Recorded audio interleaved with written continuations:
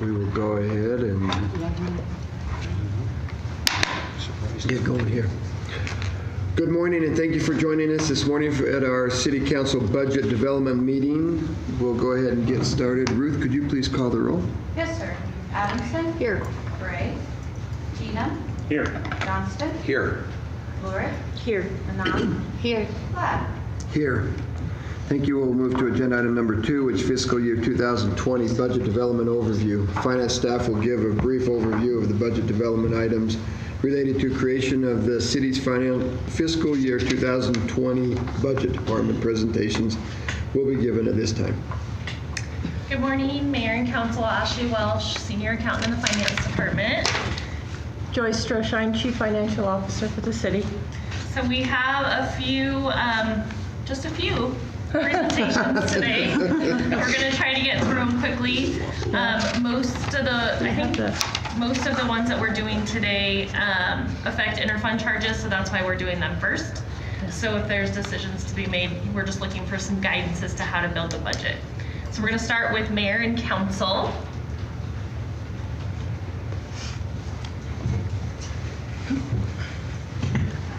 Good morning, Mayor and Council. I'm Ann Nichols, Administrative Services Manager for the city, and I am here to talk about our budget this morning to kick us off. Just a few things before we get started. We are working on a new mission statement, but that is the one that we are currently working off of for the Mayor and Council. Some of the things that we did accomplish in this last year, we don't do things that are exciting like make bridges and build things and push big pieces of equipment. We push paper and phones, and that's not as exciting as some of the other things the departments do, but we do a lot of work. You'll notice you had 115 meetings, which is up from last year. That includes all your executive sessions, your budget meetings, your work sessions, all of those kinds of things. We had 242 records requests answered last year, which again is up from the previous year. And we did some special projects that the staff and you were involved in. And then all of us are out in the community doing a lot of different things, working with a lot of different committees, in addition to your assigned advisory board liaisons. We work with AIC, with ICRAMP, with the Kind Community, with Communiversity, with Idaho State University. So we are all out and about doing a lot of things for the community. The things that we were able to accomplish as effective and good judges of our measure of effectiveness. We met all of the open meeting law requirements for both your meetings and our advisory board meetings. We did comply with all of the records requests on time within the 10-day timelines. And we do have a standing 10 working day deadline for all of our service requests, which the majority of the departments hit each and every time. The things that we have coming up for our department that we need to look into are a citywide branding and logo effort. We do eventually need a new photocopy machine for our department, and then a public meeting recording system. What we use right now is just the microphone off of the computer program itself, so we'd like something that's a little more easily used for us. And then overall, as you are managing the city, you're looking at managing our growth and quality of life. You're looking at balancing fees and taxes, as well as any of the state and federal legislation changes that do impact us, and then our revenue sharing levels as well. Okay, so this year I tried to put the Excel spreadsheet into the slides to make it a little bit easier to look at and so that you guys could have them.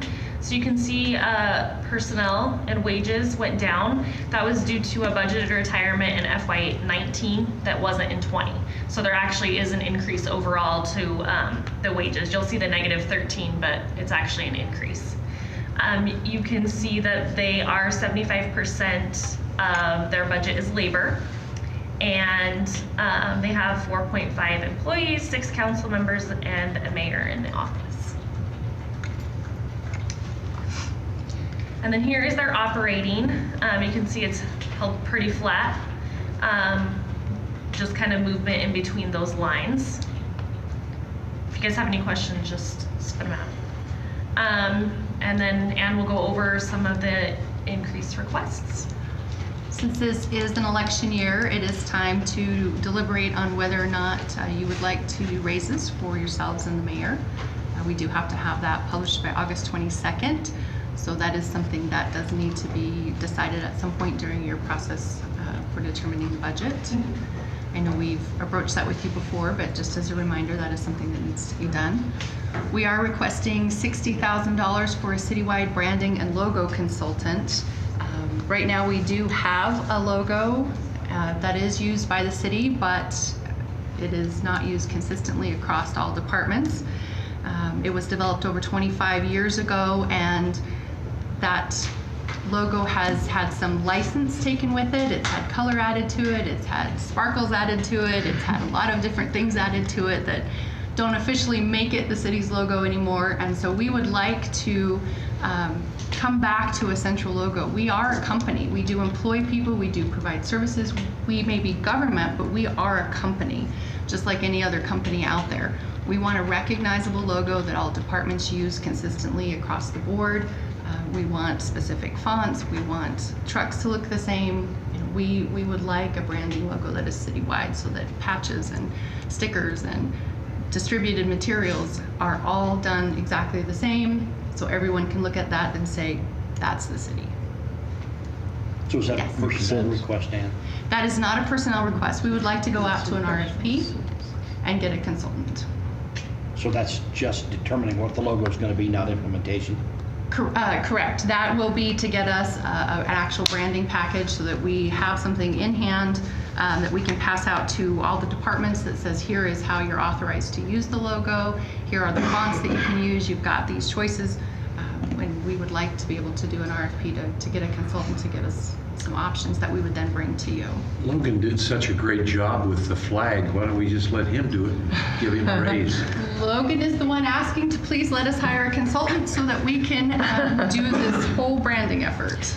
Give Logan the $60,000 raise and have him do it. His wife would like that. His wife would appreciate it, but we still need a logo. We have done, Logan's done a lot of research on area cities. He's contacted Idaho Falls, he's contacted Ogden, how they did their branding efforts, the products that they received as a result of that. And we kind of hit in the middle. We're not going to be as expensive as Ogden and maybe not quite as low as somebody else. So we're hoping we don't have to spend the whole $60,000, but that's what we're estimating that we would need in order to get a good quality RFP out and a company hired to be able to provide us with the product that we would like to have. And then we're asking for an additional $1,500. This would just be to move the expense to destroy our records every year from the non-departmental budget into the mayor's office budget. Non-departmental has been paying for it, but finance felt that since it was, records are the responsibility of the clerk, that it would be better budgeted for under the mayor's office budget. Since we have to stay flat, I couldn't absorb that, so I need to ask you for that $1,500. Is this shredding of those documents? It is the shredding of the documents. Once we receive approval from you and the state, it is to actually bring the truck here and throw all the boxes into that truck. And we wanted to move it into mayor's department because the mayor's department is funded by administrative support. So the whole city is funding that instead of, if it was a non-departmental, taxes cover that. So we felt it was better suited to be in the mayor's office to have all the city departments paying for the shredding. That's really just budget neutral. It's just moving it from one place to another. I still have to request it since it would Yeah. show as an increase to our budget. Anticipation of how many boxes of records would be destroyed this year? This year, because we have had a moratorium on being able to destroy due to a lawsuit, it's huge. This year is going to be an outlier year because we haven't been able to destroy records for 3-4 years, 5 years? Almost 5 years, and so this is a bad year to ask that question, just simply because it's going to be large. Well, Typically what it is the truck brings a bin and we Yeah. can load in, and it's anywhere from 15 to 35 bins is Well, Citizens Community Bank is having a shredding day on May the 3rd, and I was thinking we could do it free there. Oh my, wouldn't that be nice? I think they would be very upset if we showed up with They would no All longer of like our the city of trucks full of- Pocatello this year. Free for everyone in the city. That's a good idea. I like it. I like it. Finance alone probably has somewhere between 25 to 30 boxes per year, and we have 5 years, so Okay. it's huge. How mad do you want to make the bank? I guess not that mad. Can I ask a Yeah. question? Can you go back to the spreadsheet with, yes, where does like travel and conferences and stuff like that fall on here? Is it under professional Is it purchase or services? purchase? Yeah, because you're in the 60s, and then the 40s, so there might be a little bit up in the professional services for 4012. That's your registrations for conferences. So I'm just curious if it's important for us to do some of these other things without having to raise, if we could, rather than all of us always going to AIC or something, we could go back to kind of maybe sending fewer per year like we used to do, because I know we raised it in the past so that more of us could attend those trainings. Maybe we could drop some in that area to help cover some of these other expenses. And I think usually only some of us end up going anyway. Right. I think it's worthy of talking about and thinking about, considering as a council, considering to do whatever you need to do there. Those trainings are beneficial, I think. Yeah, but we could have a couple people come report to us, and then Sure. maybe 2 different people go the next year or something, rather than everybody always goes every time. Sure.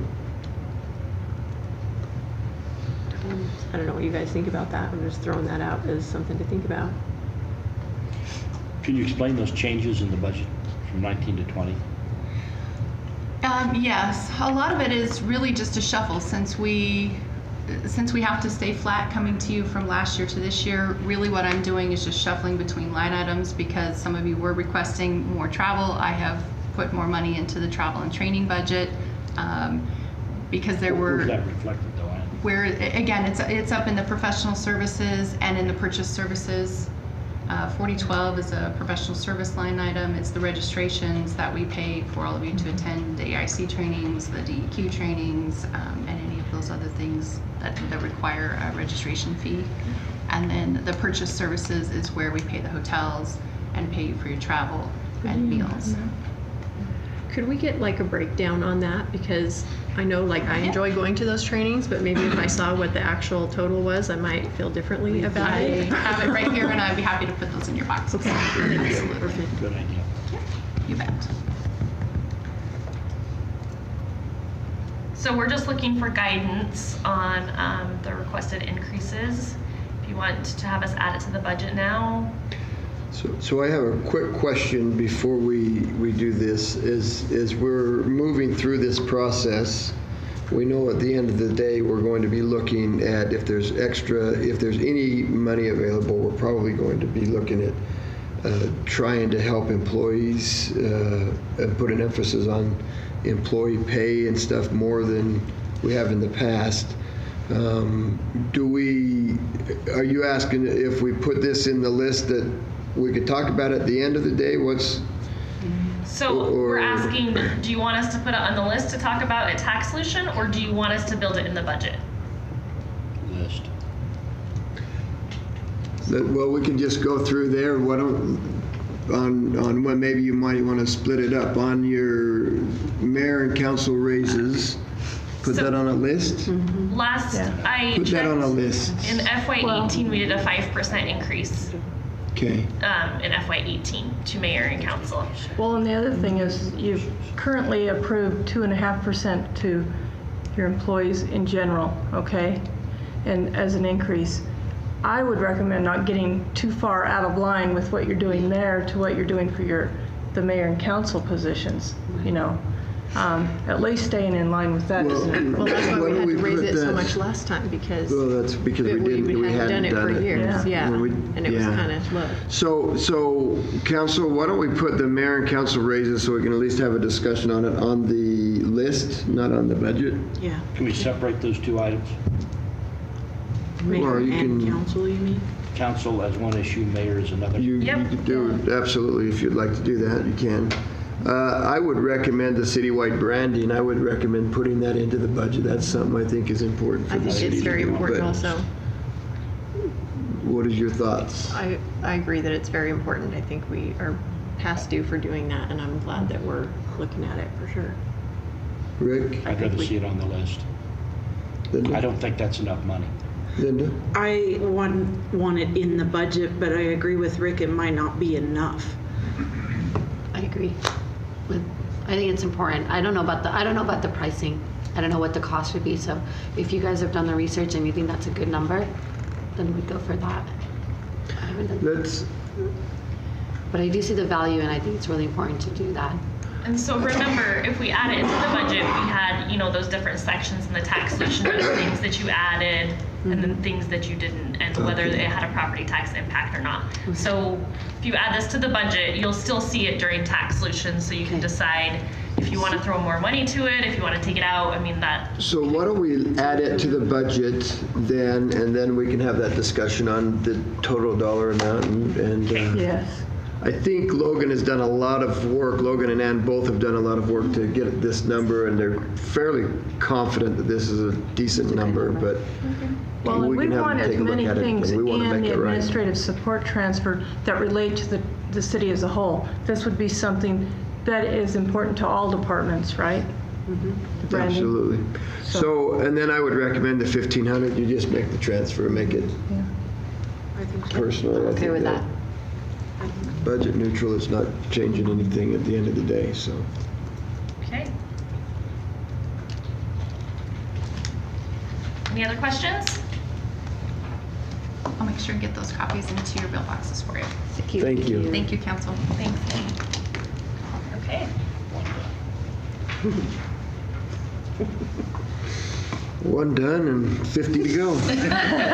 You're telling That seems me. like a long list today. I hope everybody goes that quickly.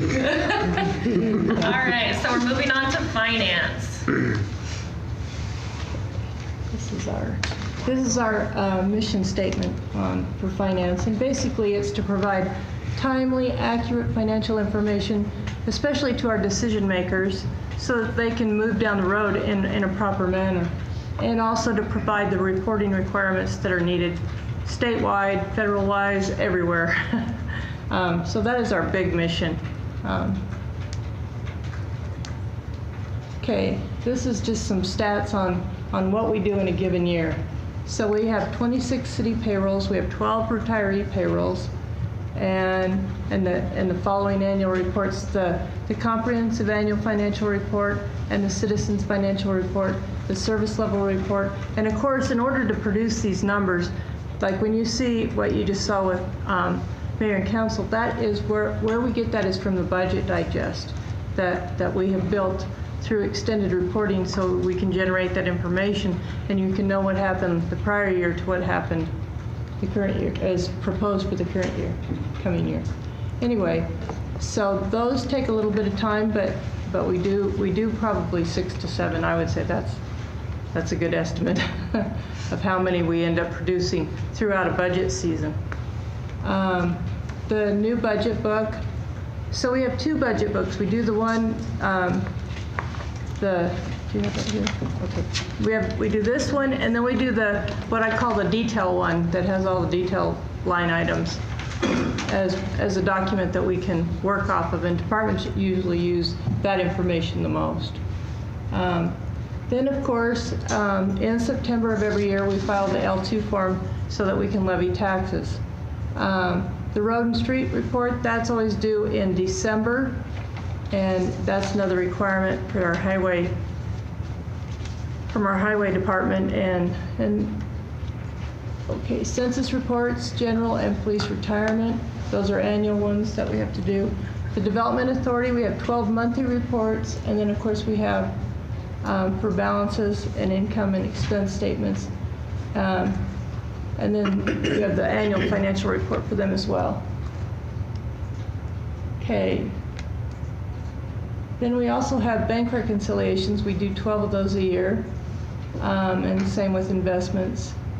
So that's how we produce our treasurer's report on a monthly basis. Okay, I'm not going to bore you with how many. That just makes me feel tired when I look at how many things we complete. But I have a good staff, and that is how we get all of that done. And it's 4 people, right? No, we're up to 7.5. 7.5. Yeah. Okay. And don't take my half away, because I like my half. No, I was just looking at the total numbers, and Yeah. the report I had said 4. Yeah. So 7.5, okay. Yeah, we were down, when Dave resigned and left, we were down in position, and then we finally brought one in. But part of how we've created that department, we've kind of changed the mapping of it a bit. It was to make it a little stronger to support these things that we do. And so that's the way we've reorganized ourselves. We were really management top heavy back at that point, to the point where people within the department weren't sure who to go to answer a question, because there were too many people that were in charge. And I think that's when I say it's management top heavy. When you get to that point, and we can't afford to be that way. No. So that's how we've lined ourselves up. External city review. Of course, this year you've already been told that for 17, we received the Certificate of Excellence in Financial Reporting. We also received the Distinguished Budget Presentation Award for this report for FY18. And I give a big appreciation to Ashley. She was the big builder of that one. And it's a lot of work to do these reports, I will say that. And I'm sure she would agree with you. And then, of course, we have our external audit, and we've been getting unmodified opinions. That just means there is no issues that came to their attention. And so remember, an audit is not like a fraud audit, okay? Those are special types of audits. What they do is they go through and make sure that materially there is no issue or error within the statements and what we're saying that would mislead the reader, okay? And so that's a good thing. Unmodified.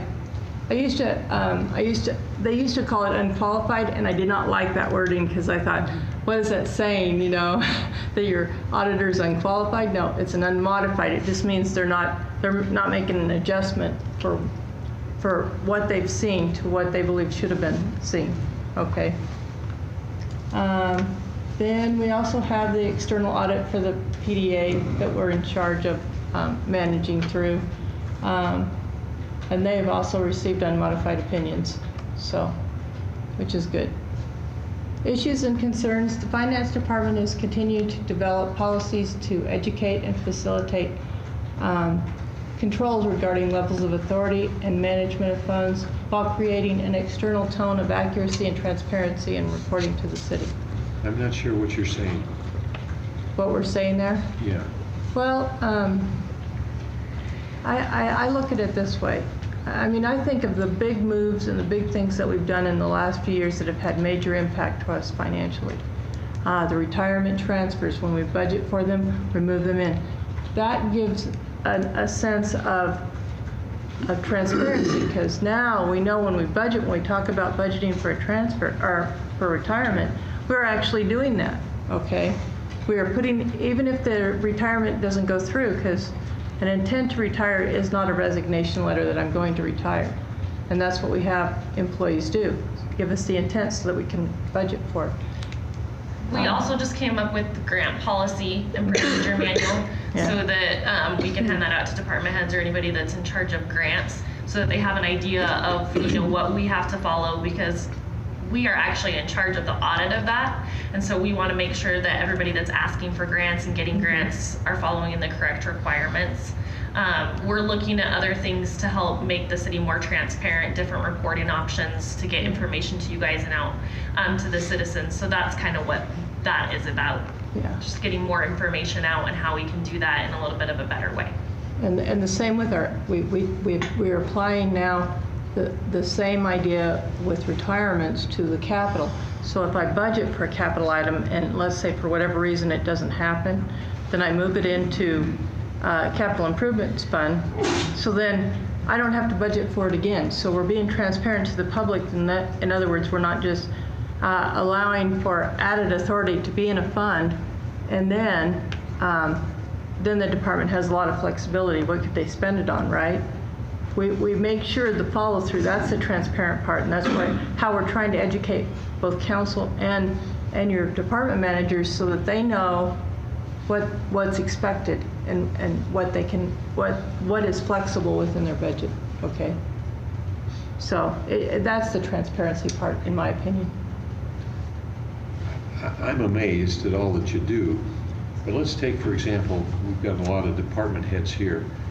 How do you prepare them to do their detailed budget work? I mean, just look at Tom. I mean, he's really good on those streets, but does he know anything about records and dollars? I have the feeling he does.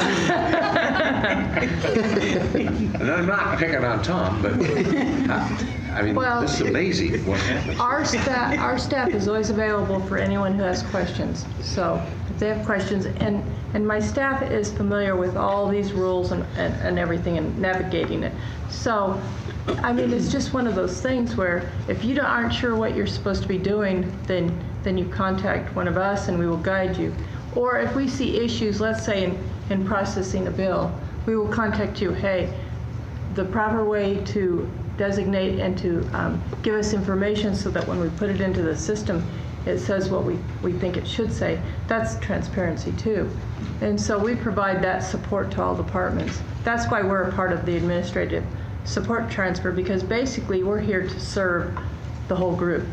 So, Council President, I think what you're not reading up there, and to directly answer your question, there's not a number up there that says we've had 25,000 visits by department heads so we can go over our budgets. Yeah. But that is something that's not there, but that is something that happens every day there.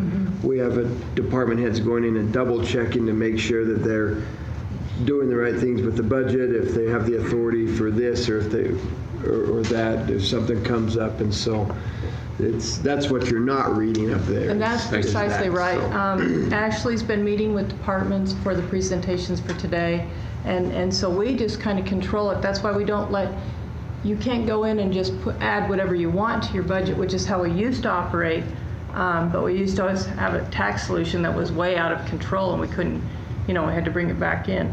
This way, you are ultimately the decision makers as to how big you want this budget to be. And of course, department heads have the responsibility of convincing you that, hey, I need this increase for this reason. And so that, once again, you're back to. So we provide that support, but it's also in how we're executing that helps to provide that detailed support to the departments and to you, so that you know what you're looking at and why you're looking at what you're looking at. Thank you. Yes, we'll try to keep that stat. I don't know that we've ever. I wouldn't even try. It's okay. We know you do it. Yeah. The next goals for the department. P-card services. Last spring, I had planned on going out for P-card services, and of course that didn't happen. Other circumstances arose. So I'm still intent on doing that this year. And then of course the following year, because we can only handle one change at a time, I will say that. We can multitask for the best of them, but that's too much. So banking services will be the following year. So 2020, for this year, we'll do P-card, and then the following year in 2020, we'll look at banking services. Merchant services, I'm not going to comment on right yet, because I think when utility billing does their presentation, one of their wants and wishes will impact merchant services. And so we have some decision making to do there. All right, so personnel budget for finance, you can see the increase. This is due to a change in, we had some turnover, so we had change in employment and a little bit of a reorganization within the office. Finance is at about 75% of their budget is for labor, and we have 7.5 employees. And our budget, as you can see, is flat. We are not asking for any additional Back to that authority. page. Our biggest expense probably in professional services, you see it at $115,000. That's because we pay all the banking charges, okay? Now the interest that comes off of that, so the way the banking contract works is our money that's in there that earns interest, they will offset that to what the charge is. But we end up, our office reports what our banking charges for the year or for the month or, you know, whatever period you want to look at. So that's what makes ours so high. Plus the audit is in there too. So those are our big expenses that we must have that we can't control that to bring it down as much. Although when we go out for banking, our RFP for banking, I know the year that we went to US Bank, there was a savings of about 10,000 moving from where we were to who we were going to go to. So there are opportunities for us down the road. It's just, it doesn't happen every year. Okay, any other questions for finance? No? Looks Okay. good, thank you. City Hall. Rick's checking them off.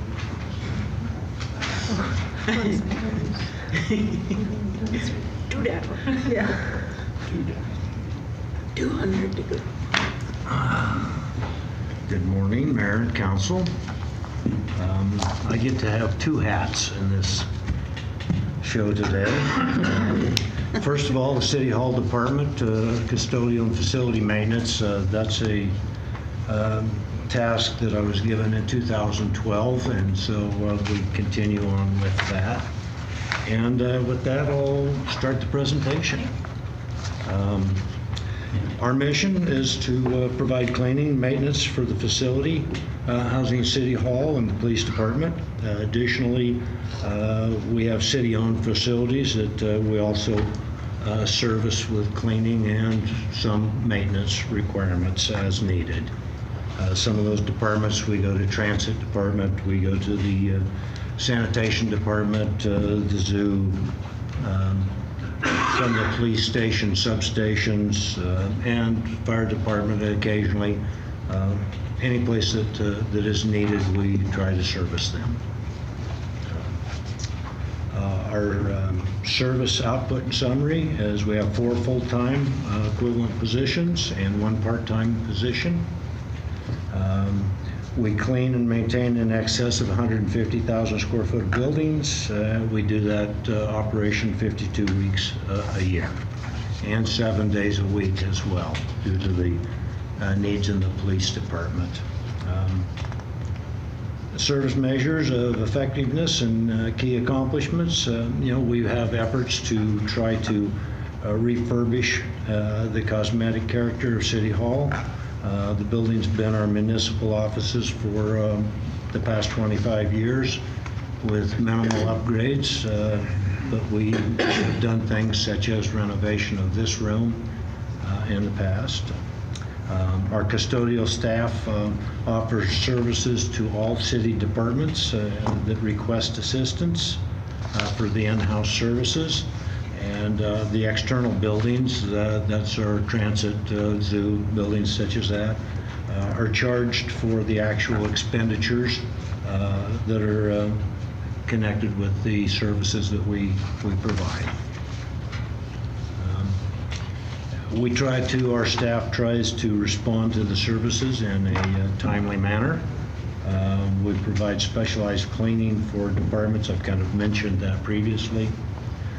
We strive to utilize the equipment and upgrades to our operation systems, such as the HVAC electrical systems, to best utilize our energy consumption. One of the things we did recently was change all of the lights in the parking lot to the LED lights. We received a grant from Idaho Power that helped with that. Previously, we've gone to energizers, remote starts on the heating and air conditioning stuff. It starts the motors at a slower rate, saves electricity. We also administer and utilize the internet-based HVAC control system throughout City Hall and the Police Department. And that can be a challenge. So we'll have one room and it's too hot on one side of the room and too cold on the other, but it's kind of an antiquated system that we have here, and so we do the best we can with it. Service issues and concerns. City Hall and Police Department structure are getting older, and the maintenance needs are growing. Parking lot issues, upgrades to the HVAC systems, interior, exterior paint, carpet in City Hall, doors, hardware, the doors, the hinges, after 25 years, the doorknobs and hinges are wearing out, and just a doorknob can cost us $1,000. The departments may need to expand. The department may need to expand its custodial staff with the addition of new city-owned facilities, and that's just kind of up in the air as to whatever the needs are. We'll try to provide the manpower to service those. Okay, so for their personnel, you can see an increase. There is a retirement in there for FY20, and then just the medical and the 2.5% that's built into the budget. About 50% of their budget is for labor, and they do have the 4 full-time employees and about $10,000 worth of part-time money in their budget. And operating has remained flat, no changes to that. And Lynn can go over some of the increased requests he has. The increases that we have that I'm looking at are based on year-to-date for FY19's budget. We're approximately 50% of the year through, so I've just kind of estimated, where we need to add money to make this thing work for us in future years. Plumbing repair, I mean, we're going to be at least $2,000 short. In fact, just as an example of that, the double check valve that is a requirement for the building, we just had it tested, it failed. It is so old that it needs to be replaced instead of repaired, and that alone is probably about a $4,000 to $5,000 plumbing bill. We have about a $2,000 budget for it at present. So that's one that we're probably going to bust. But without that, just keeping the plumbing facilities running, $2,000 I think is reasonable. My comment on that is we have an emergency repair fund, and these kind of items would qualify for the emergency repair, and we should be moving that direction if we're hitting things that have to absolutely be done because. And utilize those dollars for it. I fully agree, and the double check valve is probably an item that needs to go into that category. Yeah. However, the flushometers and the water heaters and things of that nature still probably should come out of our plumbing repair budget lines. Yeah. What's a flushometer? That's the thing that keeps running in the men's room that I get about twice a day. Somebody comes and says, that urinal's still running. It's a professional terminology for flush. The other request that I have there is, again, all of these requests are based on year-to-date for FY19. $1,000 additional pest control, alarms, sprinkler system testing, fire extinguisher maintenance. Those are just things that it's a place that we're showing that we need additional funds. Operating equipment, $1,500. That's doorknobs, handles, locks, door closure devices, things that are just wearing out. And then the last one, water, waste, and refuse. I went to utility billing, and we took what our fees were that were being charged for those services for the year and put those on what it would have been for level pay times 12, And at level pay times 12, I'm running about $4,000 short on that line item. Some of these items, you know, and this will be touched on in a slide a little later on, we have some contingency funds that are in there for building maintenance. And you know, anytime I've run over on any of these things like the plumbing or those, we've allowed those to slide because I could actually use money on the from that other line item at the end of the year when it's the bottom line is, and we've come out fine with that, with utilizing it that way. But I think long range, you want to make the increases where, especially like the water refuse, the water waste refuse, because that extra is in there so that like when we need to recarpet or do retile over in the police side, that's where those dollars come from. So if we start utilizing those for operating, then we're going to be hurting ourselves for the long run. So, I mean, in the end, you'll end up having to come up with a big increase for whatever major thing that we need to have done. So I would recommend moving operating expenses in, you know, giving the right authority so that we can utilize that other part for the other things that need to happen to keep your city hall looking right and being apparent that we're taking care of business within house. Fully agree. Yeah.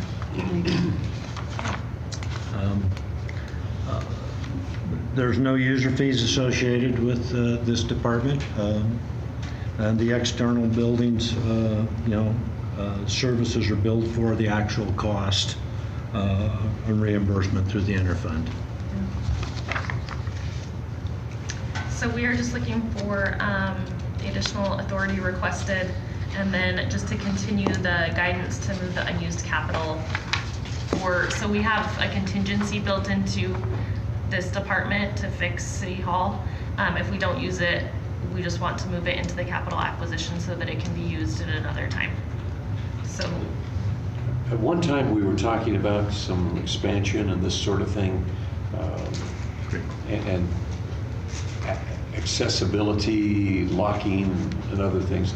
Are those being planned for this coming year? You know, that is the reason that we have the $70,000 of capital acquisition that is sitting out there. Last year we did not use that. We allowed all of that fund to be transferred over for the renovation purposes. We haven't quite got that renovation going as of yet, but those funds were transferred over for that. And we did not do much for City Hall renovation because of that. Those dollars are being put back in the budget again this year. And, well, let's go for 2019. Right now, those dollars are in there for 2019. We've been requested by the police department, they're in need of carpet. We're looking at using probably around $40,000 of that fund to furnish carpet for the police department. And I've had another request from them for cameras, security cameras. And they're asking to use part of that fund for security cameras as well. So this year, I don't know that there'll be a lot of that will be left over for transfer. Last year, the major portion of it was transferred. What's the balance in the renovation piggyback? for engineering, I think it was around 109. I'd have to double check. But I do keep track of everything that's in Fund 78, which is the capital acquisition fund. So basically, you know, who owns what part and what is unassigned, so that, you know, you guys can divvy it out how you would like. So like the capital contingency that's in the general fund, or the contingency, we move that into that fund, but that becomes unassigned. It's not designated for a specific department, and that gives you the flexibility to use those dollars where you want to in the coming year.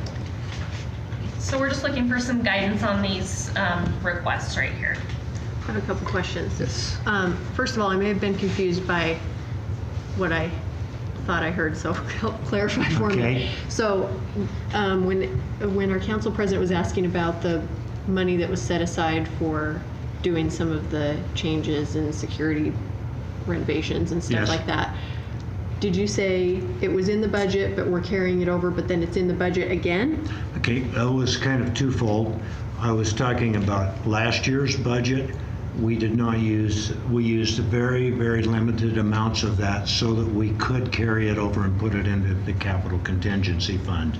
Okay. So that was last year, 2018's budget. 2019's budget is still in process, and at present, we have some plans to utilize those funds for what they were designed for, in which case we will have very little to carry over and put into a contingency fund. Yes, so we build it every year.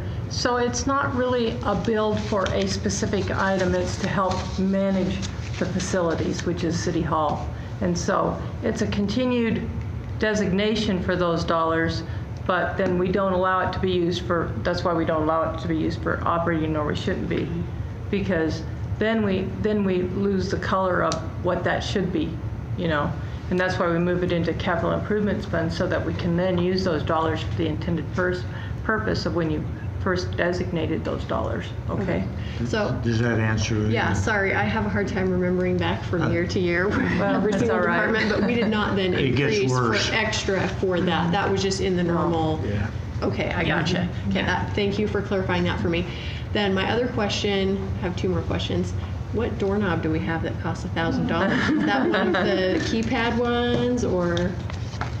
There was one in the police department, and when they're the automatic control doorknobs, yes. However, even just the standard doorknobs that we have, commercial grade doorknobs that we have on our doors here, if they're a locking doorknob, those things are running $600 to $800 a piece. That's what they cost. It isn't the Home Depot model that. Sounds crazy, but it is. Wow. Believe it.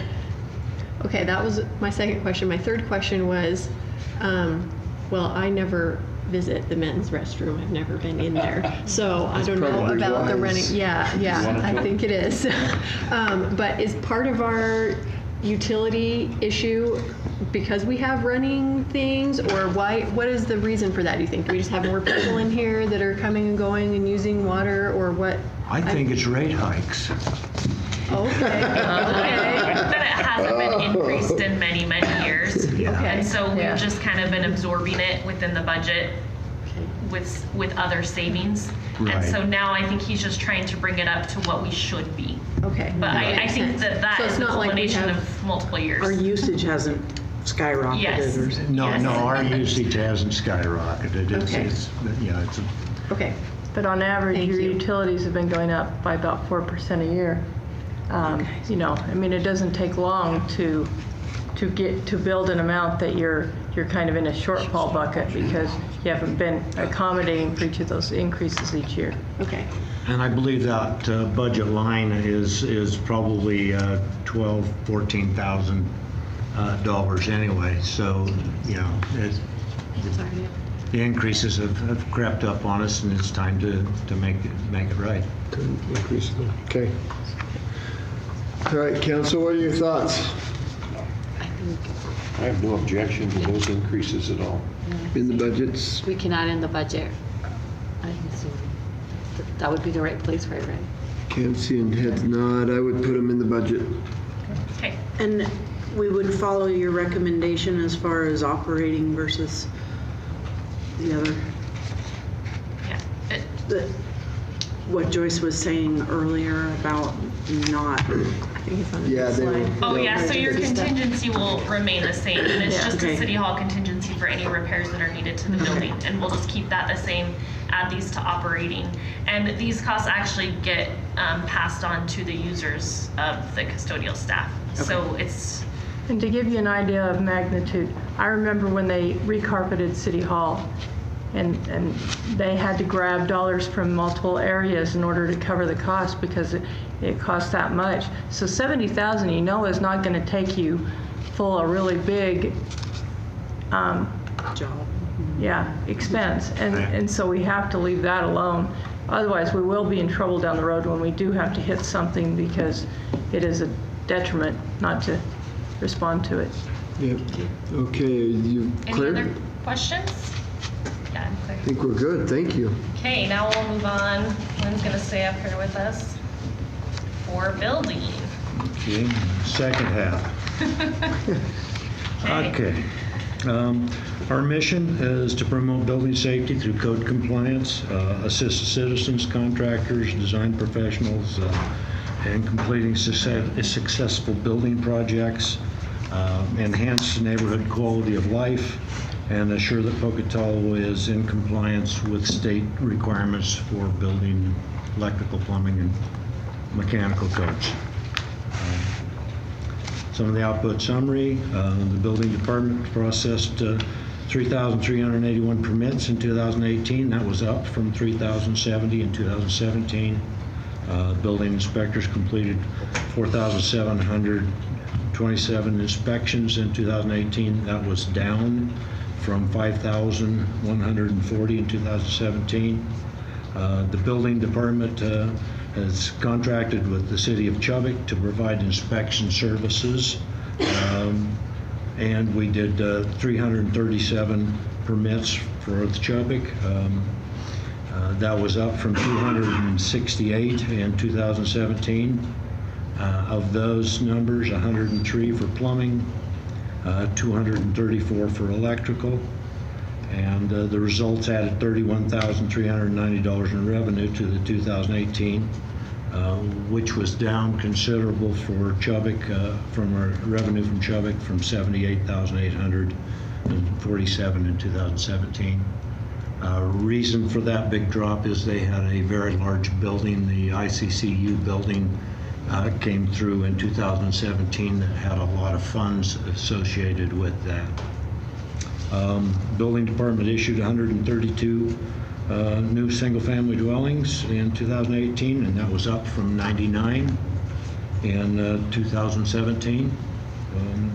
The total value of construction within Pocatello that required building permits was $41,047,527 in 2018, and that was down from $123,443,000, and boy, we're missing some numbers on the end of that one. I think it, yeah, we are. So anyway, it was 123 million in 2017. We dropped some numbers someplace there. Put 3 zeros on it. Anyway, our totals for 2018,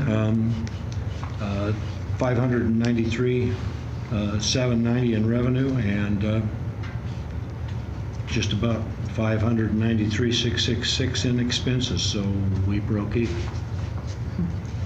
That's dang good budgeting right there. Way to watch that budget, Lynn. Yeah. With the anticipated building boom that's coming, can we continue to contract out to Chubbuck? You know, when we get to, we took on Chubbuck back in about 2008, 2009, when the market dropped off. And the way we have to do business, I need to have somebody here for electrical and plumbing continuously, whether there's a lot of work for them or not. And so we subsidized our income and our availability, our work hours by contracting with Chubbuck. They formerly were with the state of Idaho, did their inspections, and we made a deal with them to do that. It's been advantageous for us and for Chubbuck and for the contractors. Right now, we're handling the workload fine. But you know, if we do hit a big push, yeah, we'll be to a point where Chubbuck is going to have to fly on their own or go back to the state. Or you know, I can't see that we want to hire additional staff to take care of that. Does that answer your question, Mr. Chairman? Thank you. Measures of effectiveness and key accomplishments. Our current staffing level is exactly the same as it was in 1999. We continue to offer inspection services for all phases of construction and offer it within a 4-hour time frame. A lot of jurisdictions do not do electrical, plumbing, and mechanical.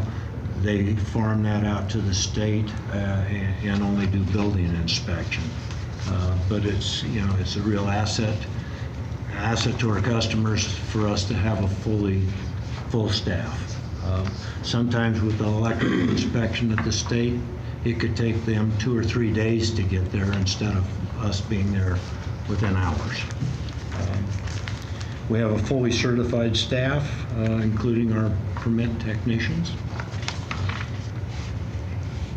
Issues and concerns at a national level and state level, local building departments have become a convenient place to locate enforcement authority for a number of requirements, including accessibility standards, energy conservation requirements, alternate energy options, environmental regulations, wildland interface standards, hillside construction regulations, and each of those items that get added into building inspection take up our time and our efforts.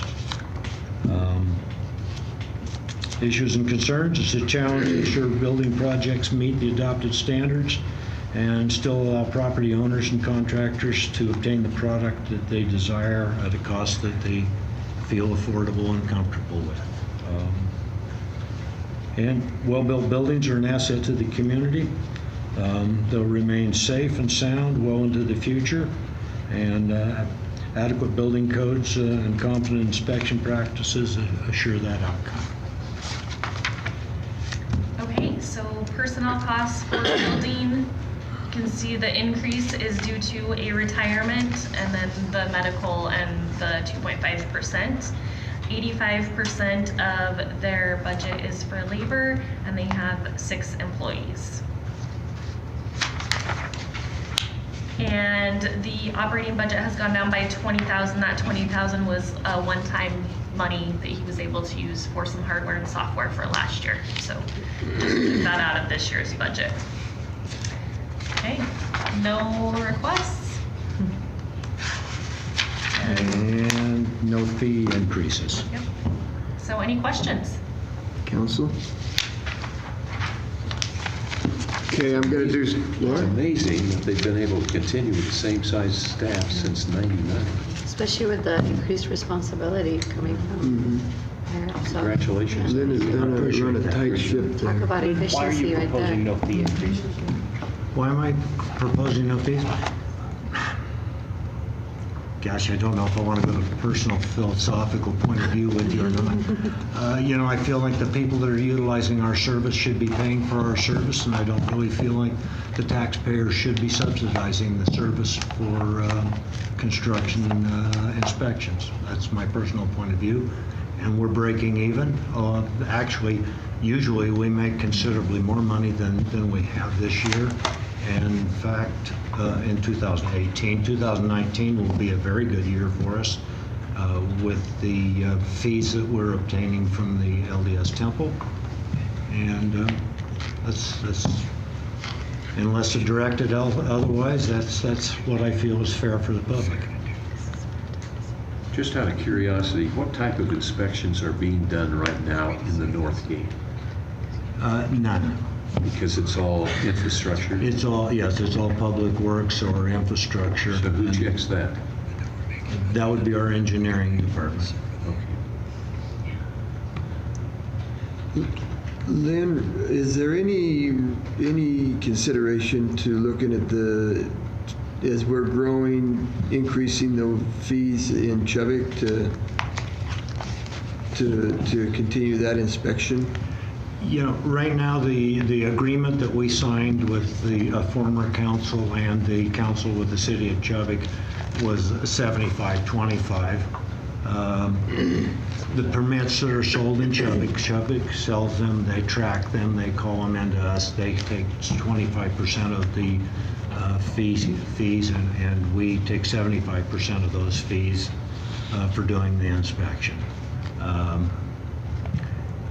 I don't know where, I don't really have a feel for where it's going, whether Chubbuck is to a point where they're going to be asking to get out of the agreement, or whether it will be us that ends up being pressed for time and workforce, and we're the ones that ask to get out of it. I'm going to put you on the spot. In that agreement, is there an out clause? I mean, if we get busy enough and we need to stop, we 30 days. Inform them in 30 days we're no longer doing it. Either party has the option of canceling that agreement with a 30-day notice. Okay.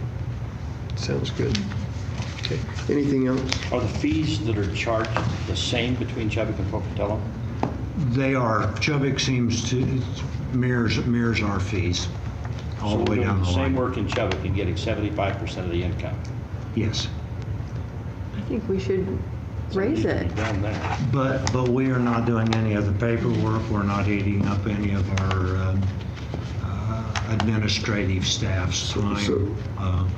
Basically, what we're doing is we're utilizing our inspectors and keeping them moving all of the time.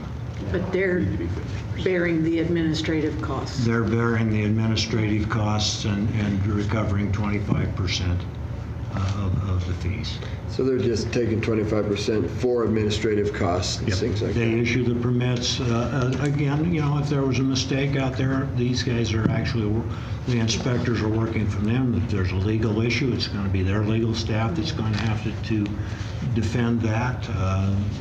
You know, the minute those guys drive across the city limits line, they are actually, you know, under the control of the Chubbuck's building department and not the Pocatello building department. So they've got the liabilities as well as the administrative end of things, and they're getting 25% and we're getting 75%. And this is money that if we weren't doing that, this is just money that wouldn't be there. Right. And like last year was $78,000, which, you know, pretty much covers one employee for us. Are the codes and standards the same in the two cities? Codes and standards are exactly the same in the two cities, yes. Okay. All right. So I'm going to do something Lynn doesn't want me to do, but I'm going to do it anyway because I can't pass this opportunity up. Lynn's a short timer, and I want to publicly thank you, Lynn, for the work you've done with the city and for the city, and I want everybody to know how much of an honor it's been to be able to work with you over this past 10 years. It's been awesome. Thank you for what you've done. Lynn will definitely be missed at the city, so thank you, Lynn. We are scheduled for a break unless you want to wait for the break. Okay, we're going to go ahead and have a break. I just heard a good idea, so.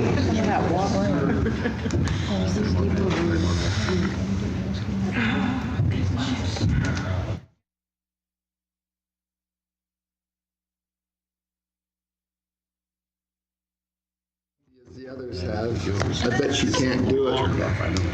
Just don't ask questions. Say yes to everything and don't That's ask right. questions. Okay, here we go, Council. Thank you for joining us after the break. We will go ahead and continue on with agenda item number 7, which is a budget report from our Human Resources Department. Heather Buchanan, Human Resources Director. The mission of HR is basically to support every other department in their endeavors. We try not to be a hindrance and we try to be a help. Our service output summary, this is the overall counts for the last 3 years. We've also added the ICRIMP areas of certification, just so you understand the effort that goes into reaching our goal with the 85% each year. I have this broken down by department a little bit later on, so it's a little bit more usable data for you. What do you mean, ICRIMP area certification? So, there's the question. We have to hit a certain percentage of certifications with ICRIMP to get our discount on our insurance. So HR tracks that. These are our key accomplishments. In 18, we had 529 full-time positions. There's still 5 HR personnel. Our workers' comp claims decreased slightly. We did increase in how long it takes us to fill a position. Recruiting is hard with very low unemployment. And medical costs, as we all know, went up slightly. Turnover, we saw more resignations, less resignations than the previous year, but more retirements. Why longer number of days to fill a vacancy? Department head searches, for example, take a lot longer than an average position. Usually that's at least a 30-day posting. The other is some of our technical positions. The one we talk about a lot is out at WPC, our instrumentation tech. That is a very hard recruit. So sometimes it just lengthens the process. Do you have an exit interview with each employee that leaves? We offer an exit interview. They don't always take us up on that. In the exit interview that we walk through benefits and transition, they're then provided a web survey if they'd like to respond. That web survey needs corrected, so it's a little bit more relevant data. Department heads, I know, individually sit down with their employees, but HR is not a part of those. As we're doing this budget situation, it would be helpful for me to know why we have lost those people, if it's just money or if it's atmosphere within the department of the city. And I can get you generalized data. The problem is that's not always honest data. When someone's leaving and you want a good reference or you want to maintain a good relationship, often people just say, it was a better opportunity for me. It's just like one of the editorials in the newspaper this morning that is castigating the city government. And I think the people from the Journal did not understand. Did any of you read the editorial?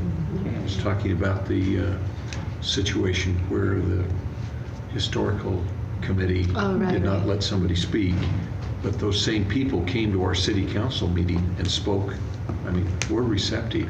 So a lot of misinformation out there, so I would concur with what you're saying. I liked Wally Jared's comment on there too in the paper about public forum, public hearing, and I think a lot of citizens just don't know it. So, but I want to clarify because that was brought up on TV now, and this is not going to cut into your time.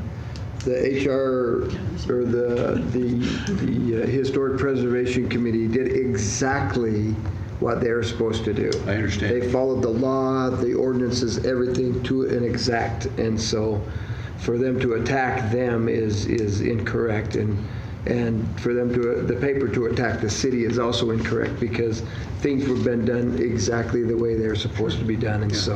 And HPC is an appointed volunteer board. It's not comparable to the council. That's right. So I don't want to get off on that. I'm sorry that you got me down a rabbit hole. I'm going to come back out of that rabbit hole and That's good, because I can't answer any questions about that. I know that. And stick with the presentation. So Sorry, Mr. Mayor. I'll keep my mouth shut. Same here. So this is the key measures that you saw on the previous slide broken down by department. This just gives council a little bit more information about how that breaks down by department. HR is an internal service, so everything we do is in support of other departments. So this information is a little bit more interesting when you see how those individual departments were supported.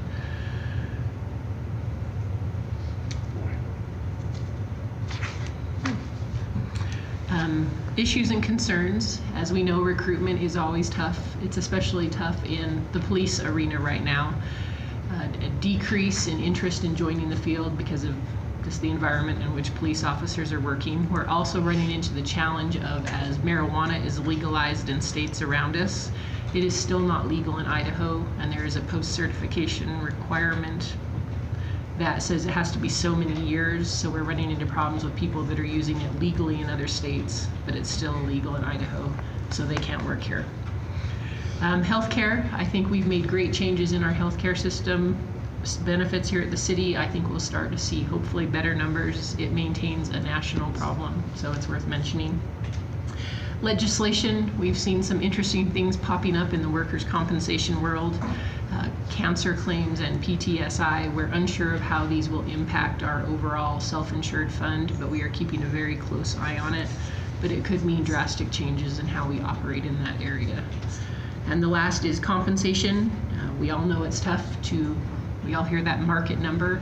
Basically, it comes down to what we can afford. Council is letting us build the budget with the 2.5 increase in a step, and I think that's a great movement for us this year to make that, undertake that challenge. Okay, so HR personnel, you can see there's an overall increase. There was a change in medical, which is why that number is so high, and then you just have the general medical increase and the council approved salary increase. About 83% of their budget is for labor, and they have 5 employees. Operating budget has remained flat, and Heather will go over some of the increase requests she has. So the employee assistant program is paid for out of the HR budget. I just increased from the 525 personnel we had to the 553, so that's where the $563 increase comes from. The Employee Recreation Council is also funded out of HR. I just increased that budget to match the number of personnel, so that's coming in at the 265. Laura in HR is working very diligently on a management training program we're hoping to launch either late summer or early fall. That would be for all new supervisors or newly promoted supervisors. It would be mandatory, and it is about a 6-month process. A lot of classes, some external stuff. Getting that launched is tough because we're trying to figure out exactly what that looks like at this time. My current cost estimates are running that at about $8,000, so I can absorb part of it within my budget. This is what I would need to supplement based on the current structure, but the mayor hasn't had a chance to fully review that to make sure it's exactly what we're looking for. So that's kind of a placeholder. So we're just looking for guidance on these budget authority increases. It sounds to me if the mayor hasn't had a chance to review the one, that should at least go on the to be determined list rather than built in at this time. Okay. But the other two seem to make sense to me. If that's what we've got, that's what we've got. Okay. Let's do that. And Any we'll go from there. other questions? Wow, that was fast. Can you go back to that last one? Just This one? Yeah. What was that? Management. Okay. Yeah, and these slides will be put online Okay. later today, I think. Perfect. Whenever he gets a chance. Okay. Sounds good. Any other questions? No. All right, super. Thank you. All right, and it's coming up for wellness. Absolutely. Yeah. 65. No, sorry.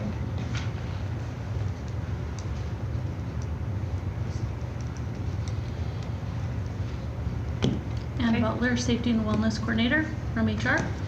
I'm here to talk to you today about our wellness program. Of course, the mission of our wellness program is to help employees and their family make better health choices, voluntary choices, and to provide education. So here's what we've been working on. Health fair numbers, you can see they're down slightly. This is predominantly because of the fire department. I would say when they left to their own medical, they didn't come to the fair anymore. So you lost them and their spouses. So they're down a little bit. I expect a little bit of an uptick there, but nothing major. You will see the annual exams is increasing, and that's what I care about. So even if they choose to not come to the fair, but to go to their doctor to have that done, that's okay with me. So you'll see that number continues to go up a little bit. And then you'll see some of the challenges that we've run through the past year. Walking Works is still a favorite. New Tube happens every month. I'm sure you guys have seen those. Smart Cards, fairly steady there. And then we did offer a couple new challenges this year. So we'll talk a little bit about those as well.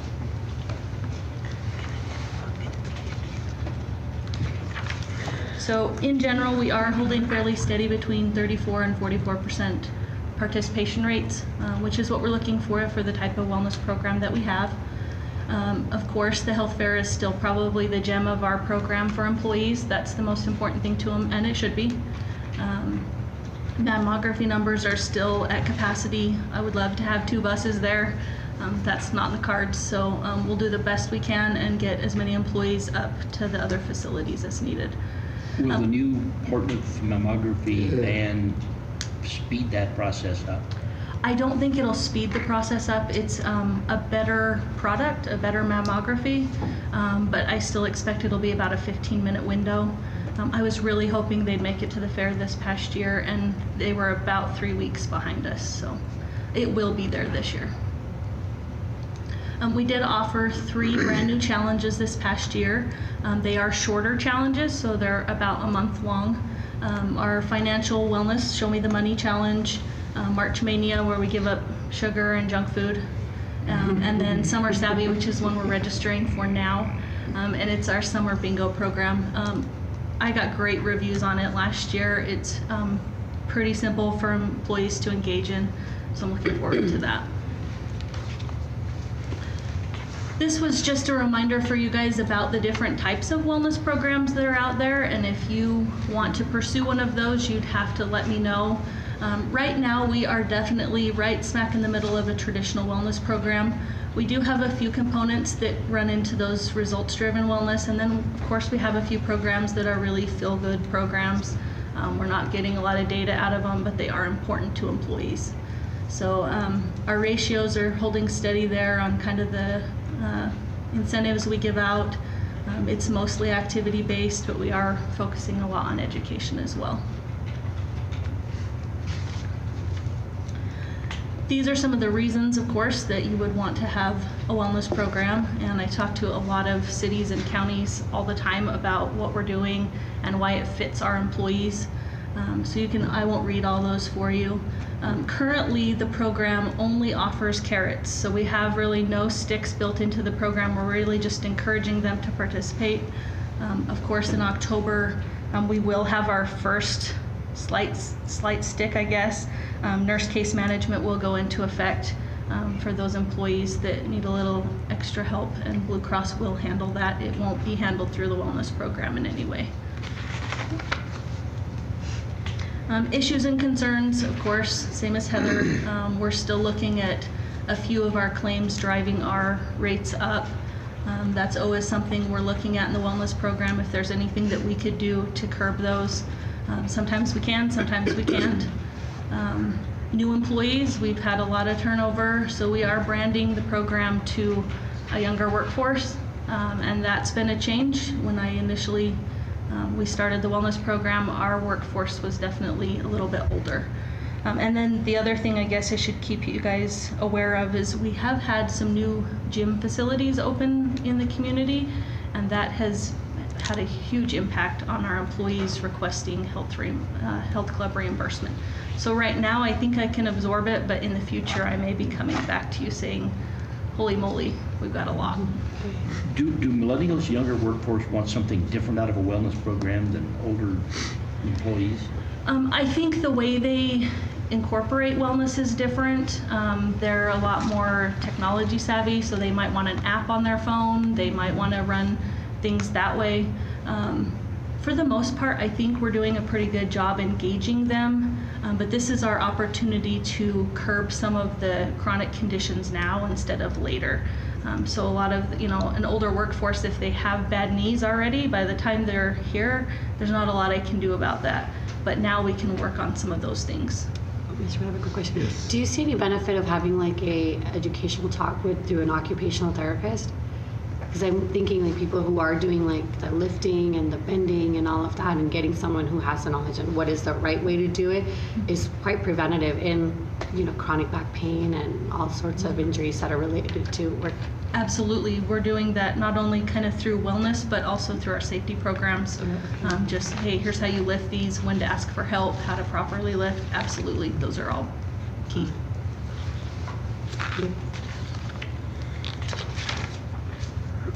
So here's kind of what our past focus has been and kind of where we're headed. Of course, we're still going to focus on some of these past activities, but you will see a bigger shift into healthcare consumerism. An example would be our Good RX video from last month. We're trying to say, hey, you still have insurance, but here's how you can save more money on your prescriptions. Teledoc, health coaching, those are all things we're just trying to provide more education. It's a constant battle, of course. It's an uphill thing, but we're still working on it, and you'll still see some of our activity-based stuff. Okay, there's no personnel paid for out of the wellness program, so we're gonna go straight into operating. You can see that small increase there. That's due to council-approved health coaching in one of the earlier HR meetings. So that's just built into the budget because it was already approved in there. So that's why she's up a little bit. But you can see all, this fund is funded by interfund revenues, so it's funded, basically, we break it down by benefited employees, and their departments pay into this fund to be able to use it. Are there non-benefited employees? Well, so fire and ambulance wouldn't be put into this, but that's pretty much it. Okay. No increase requested, and so are there any other questions? You do a great job. It's a great program you run. I wasn't a fan of the March, whatever that was called. But I know a lot of people that signed up and day one dropped out because they had a cookie or something. But I complained to Ann every time I came in the office. I complain to her even if I'm not in it anymore. Yes, Linda? Are we gonna do the walking challenge again this summer? We are. That We'll was do that fun. again probably about July. That was really good. I'm on the mayor's team. I'm calling it out. Heidi's team. Heidi's team. We're gonna be on a the team same together team to again. defeat That's everybody. right. We're going after the entire world. I saw your guys' numbers and I'm like, I thought I was active. I don't think I not can that. keep that up anymore, though. You set the bar Did high. win, just for the record. We can win for the record. But we're not All right. competitive right now. Yeah, that's right. All right, thank you very much. We will move on to agenda item 9. Everybody's favorite, right? The attorneys. Yeah, there you go. It's all blue. Oh, I don't know why. Oh, That's how much of a favorite I am. It went blue. Well, that's how exciting it's going to be, too, probably. This is good stuff. That's right. Is it not showing us? Sometimes after a council meeting, like my earbuzz is legal department review. Legal department review. I can just go home with it. That's right. Technical difficulties. It doesn't surprise me. Sue. there we go. Okay, That's right. so let's go. Good morning, Mayor and Council. Jared Johnson, City Attorney. I'm here to talk about the legal department, and we'll start with, maybe, the mission statement. As you know, I'll just tell you. As you know, the legal department has really 2 main missions. The first is to prosecute the misdemeanors and infractions that are cited by the Pocatello Police Department. We work with the court systems here in Bannock County to see those from beginning to end in the court systems. We also enforce and prosecute our own ordinances as well as part of that. The second mission is, of course, the civil side of it, the legal representation of the city, offering advice and providing services to all city departments and city employees. As we operate as a corporation, we have lots of legal issues that come up, and we take care of those within the department.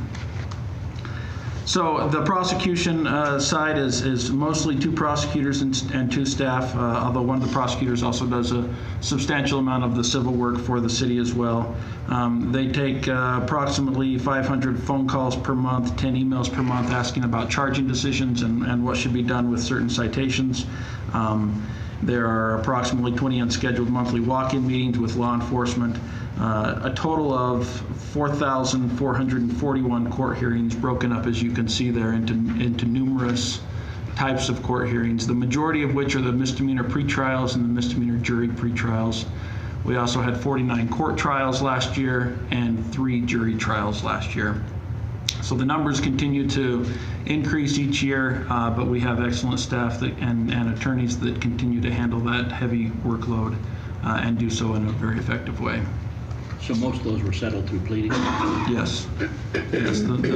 And there's even cases that don't even make it to a pretrial if they're settled at the arraignment stage. So that's certainly not the number of citations issued. It could have been much more than that. On the civil side of things, that's handled again by 2 attorneys with the additional help of the attorney that does a little bit of both. and 1 staff member. You can see there in the first bullet point under that of the 313 contracts, agreements, and other miscellaneous documents reviewed, you as council considered 88 of those. So you see a portion of what happens, but there's a lot more that happens behind the scenes that happen administratively or that is just reviewed and rejected or sent back for various reasons. Numerous council decisions, ordinances, resolutions, civil-related phone calls, approximately 400 per month. 4 to 5 meetings per day on average with various members of the city staff or with council itself. And we also handle the water rights and other litigation things that come up. And if we're not handling them directly within our department, we are working closely with the attorneys that the city has brought on board to handle those issues. And so there's a lot of constant monitoring that goes on with those. And then the final bullet point is a lot of planning and land use things that come through our office, and there's numerous steps to each of those that we handle as well. The service measures of effectiveness, this is really what talks about the benefit of having an in-house legal department. We obviously work closely with the police department on the prosecution side. I believe fully that results in a better investigation, a better court outcome. We work with victims, we work with restitution. Being right here with the police department makes for very effective prosecution. Being in-house also allows for us to be there throughout every step of the decision-making process, which reduces potential for litigation or establishes better grounds if litigation occurs. As I mentioned, we are a big part of the environmental and water law issues that come up, and those safeguard the community future and quality of life. I know that that's important to all of us as members of the community and especially as members of the council. We work as far as economic development is concerned in every step of that process as well. That results in more efficient growth. And as you've been subjected to, there's been some changes that we've done, and those changes I feel are important to make sure that the process is happening correctly so that we mitigate that liability as well. Issues and concerns. We're seeing city growth, and that just means more work, and we're handling that work. But there is going to come a time when we're going to need additional attorneys and additional staff. We have significant ongoing litigation that we are involved in, either as oversight or direct input on. And we are not, again, for this next fiscal year, seeking an additional attorney or staff member, but I see it as inevitable in 2020 to seek one or both of those new positions. 5 or 6 years ago, we had an attorney that that retired. That position was not replaced. We also had a staff member about 2 years ago that resigned and went to another location, and that position wasn't replaced. And we've been doing well, and I feel like we've been handling the workload with a high quality of output. But I think that the writing is on the wall that eventually we'll have to ask for another staff member and another attorney. Do you have a place to put them? Yes. Yeah, we can do some arranging, and we have physical locations. We have an extra office, and we have an extra cubicle. We can make it work. These are people that were there before. They just haven't. They've managed the workload to not have to fill them yet. So again, I'm not asking for those positions this year. I hope to make it through the next fiscal year without having those positions, but the work is dictated by what happens to external forces, and we're doing a really good job. I really do feel good about the quality of work that comes out of the legal department at this point, but at some point those will be requests that I will be making. Okay, so legal personnel budget, you can see an increase. The decrease in medical is due to a change of employees. So you have the medical increase in the 2.5% in there. 76% of their budget is for labor, and they have 6.5 employees, and that unfilled kind of position, like he was saying, they haven't filled that. So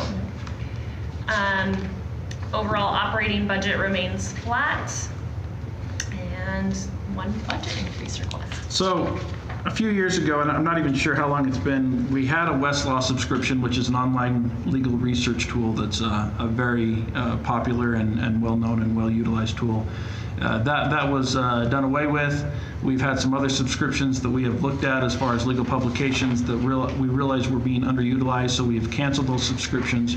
We've made up the difference in what a Westlaw subscription would cost for the most part. I'm asking for an additional $2,000 to the budget so that we can afford that Westlaw subscription. I think it's a vital tool that all attorneys' offices should have. The Idaho State Bar Association has its own legal research tool that's free for bar members. It's an okay tool. It's certainly not the best tool out there, and I want myself and the other attorneys in our office to have the best tools available. There have been times when we absolutely need that tool to do effective legal research. And so for an extra $2,000, I think that's a worthwhile investment, so that's something I'm asking for. What's the overall cost of that? Well, we're still looking at some different package options with Westlaw. As a governmental entity, we get a much better deal than a private law firm would get, but it's anywhere between $3,000 and $5,000 a year. They base that on the number of attorneys that you have in your office and the number of legal publications that you would have access to. So we don't need the Cadillac of options, but we do need a good spread of legal of access to legal documents, case law, legal journals, things like that, for us to be able to do exceptional legal research. So we're just asking for guidance on this increase from the council. If you'll use it, I'm in favor of I it. think it's vital. Personally, I think it's an important thing. So. I've worked in libraries before and seen subscriptions that cost a lot more than that for Westlaw, so Right. this is a good amount. Sounds like put it in the budget. Okay. Are there What any are we other? spending on outside legal services? You know, we have legal services representing the city in various areas. Many of them come from the departments that they're representing, so I don't have that number for you, but I could certainly gather that information. It's significant. It's a large amount, but compared to the exposure that they eliminate by being there and doing the things that they do, it's well worth what we're spending, in my opinion. If you added an additional attorney and staff, could those costs be reduced? Some of them, I think so. I think with that additional attorney, we could take in some of those things that are being done by outside counsel. I wouldn't want to commit to specific items. The field of law is kind of like medicine. You don't want a foot doctor operating on your tonsils. So we have to hire specialized attorneys for specialized things occasionally, but I think in another attorney, another staff member, we could absorb some of that work that's happening outside, certainly. How does that balance out? I mean, would that save us money in the long run, or? Well, I don't know. I haven't really analyzed it from that perspective. I've really looked at the workload that we have and that needs to happen in-house, and whether or not we can keep up with that with the 4 attorneys that we currently have. And that's both sides, the prosecution and the civil work that we do.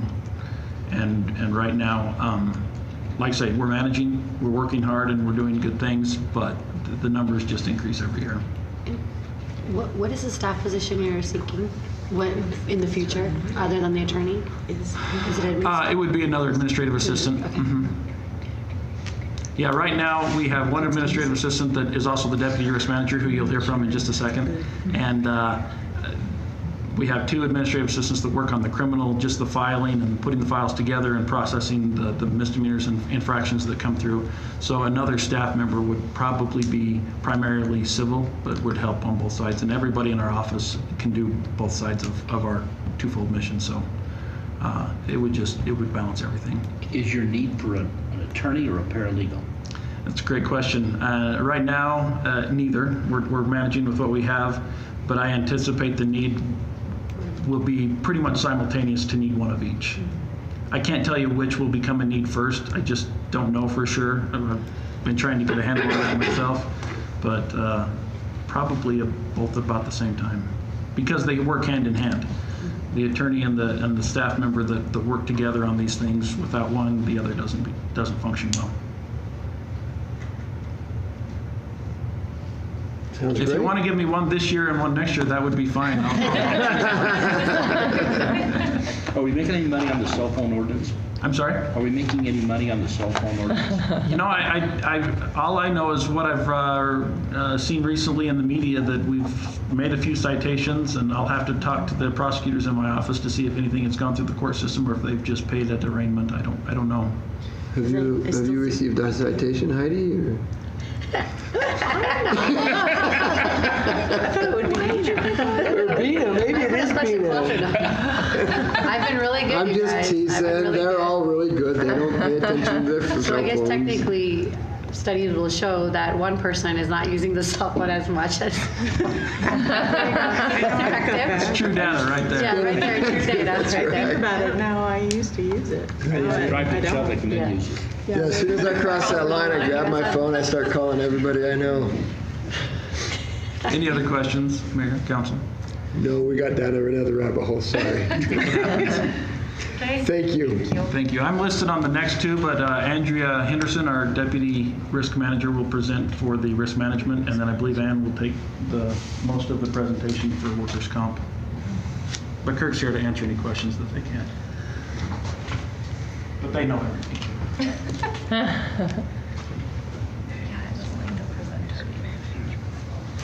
I think it just has something to do with the legal department, is what I think. No, it won't let me. I'm trying to do presenter view because I put notes in there and it doesn't like it. So I just have to go by memory. Yes, I see. that is part of the problem. So I don't know. If you have to go by your memory, we'll be in great shape. We don't have anything to worry about. Good. Yeah. Good morning. I'm Andrea Henderson. I'm the Deputy Risk Manager for the city. Ann Butler, Safety and Wellness Coordinator out of HR. Okay. Our goal in the risk department is to administer a program that helps minimize losses and exposures to the city. And as you can see, this last year in our claims, we have significantly decreased from the year before. If you will remember, that fiscal year was Snowmageddon, and the roads were awful, and we had a lot of claims. This year, obviously, the winter was a little milder, and so we went down in claims. And if you have any questions on the statistics, I can go through them if you want me to. Good. Some of our goals in the risk department are to increase drivers' awareness, which helps reduce claims and thus reduces not only the ICRIMP premiums, but also the deductibles that the city has to pay for some of the first-party claims, which are claims that are just involved in city vehicles that aren't outside forces that caused the problems. It was our drivers that did. Also, we want to reduce preventable accidents as well. We've had some backing up issues and running into vehicles, parked vehicles and stuff, and so we want to be able to help reduce the cost to the city by helping our drivers be a little safer. It's pretty much the same thing. We want to help our drivers be safer on the road. And the second is more driven to our workers' comp claims with accidents that happen on the jobs. Okay, so in the liability fund personnel, you can see the increase due to medical and the 2.5%. 15% of their budget is to labor, and they have 1.5 full-time employees. So Andrea's kind of split between legal and risk. You can see the operating budget is flat, and the liability fund is funded by property tax and interfund revenues. And then we're going to go to workers' comp, and then we'll go over the requests for both. So as you can see, for 2018, we're running about 213 total claims. You typically cut that number in half. Half are medically attended, half are just filed. They didn't need treatment. So we have been hovering around that 200 mark. I'd love to see that go down. I just don't think it's in the cards. And then we also kind of keep track of our time loss claims for you. It's pretty typical, 5 days or less, so that's why we have 7 of those. What we're really concerned about are those ones that go past 30 or 60 days. We work very hard to ensure that employees are coming back to work, even if it's a modified restriction, that we can find something for them to do.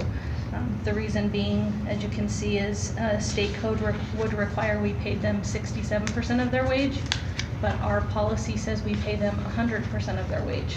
So you can see the totals there on what you would be paying versus what you currently pay for those claims in wages. So we work very hard to find something for them to do, if at all possible. Just like in the wellness program, we're doing everything that we can to implement programs and training to help them file less claims and be safer out there on the job.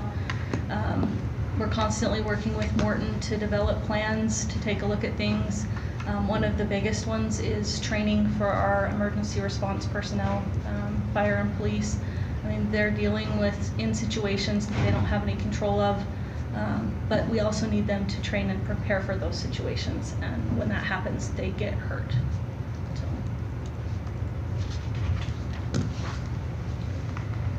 So. We are concerned about the presumptive cancer and PTSD legislation. We have traditionally asked for a reserve of about $1.5 million. We have increased that to $2 million. Currently, I think Ashley and I discussed it yesterday, our cash balance is about $1.4 million. With our total reserves, I checked the reserves yesterday, those are for existing claims, we're at about $400,000. So you can subtract that and know that we have about $1 million in that account right now. You guys did approve a 13% increase to that modifier last month or 6 weeks ago. That puts us from 70 to 83%, which is a huge increase, and we appreciate that. I know we had discussed, you guys had recommended potentially going up 10% each year after that to get us closer to that 100%, or 103, which is our current percentage. And then we also talked a little bit last month about just claims history, and Morton can provide us information if you would like to pursue looking at surcharges or discounts for departments based on their claims history. That's up to you, but the state insurance fund will modify those rates as they see risk increase. So if they get a lot of PTSD claims, those rates will increase on their own. Sometimes they're just a little bit behind the claims actually incurring, so keep that in mind.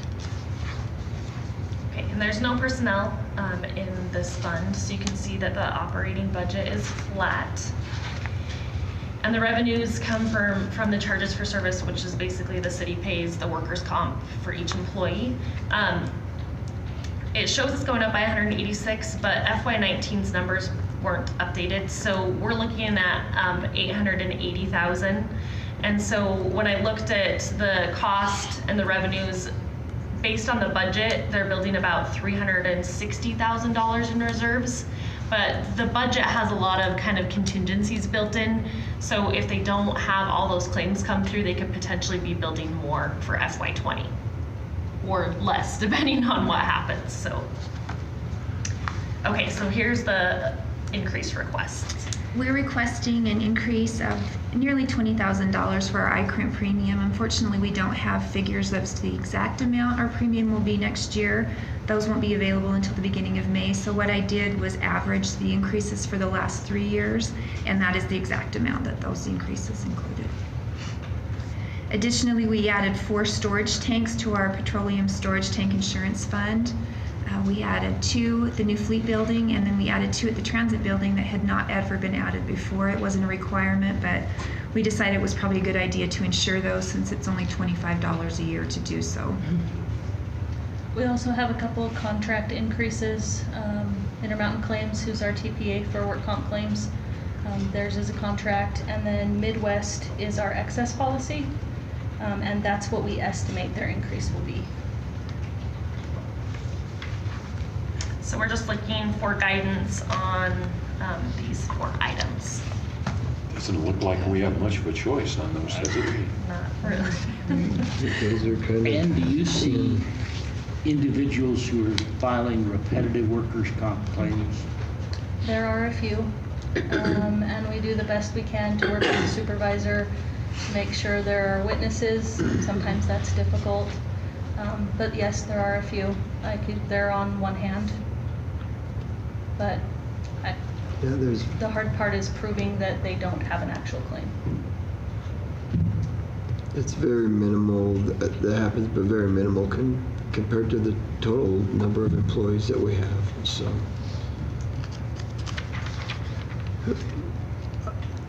I had a question, and I don't know if you have an answer, is what would the expense or what would the cost of the city be if we stopped being self-insured and went to the state insurance, workers' comp again? If We went had an estimate back? several years ago, and it was significantly more.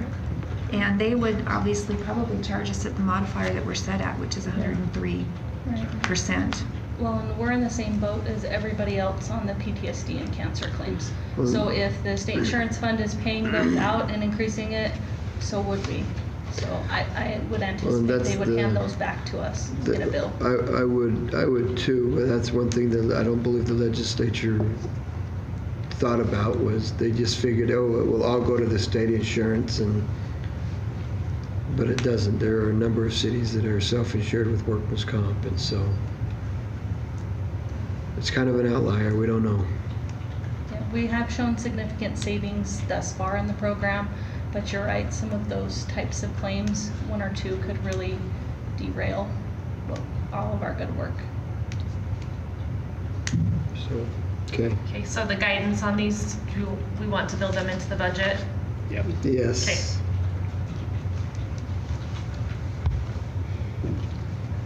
Any additional questions? Thank you. Thank you.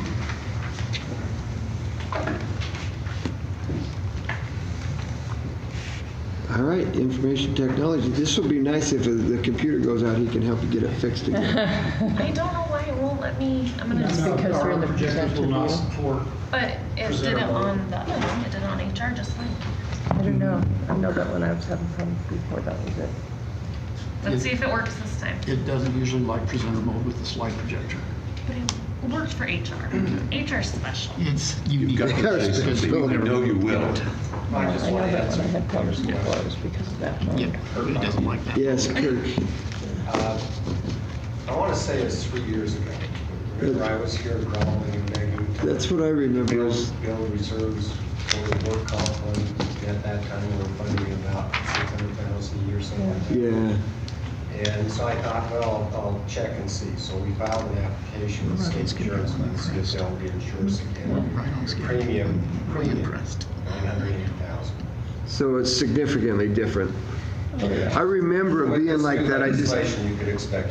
and I'm sure with this I legislation, remember it's when we going to went be from quite a being bit more. insured to going to self-insured. It was a major budget issue because of the cost of being with the state insurance. Yeah. And plus, we weren't getting the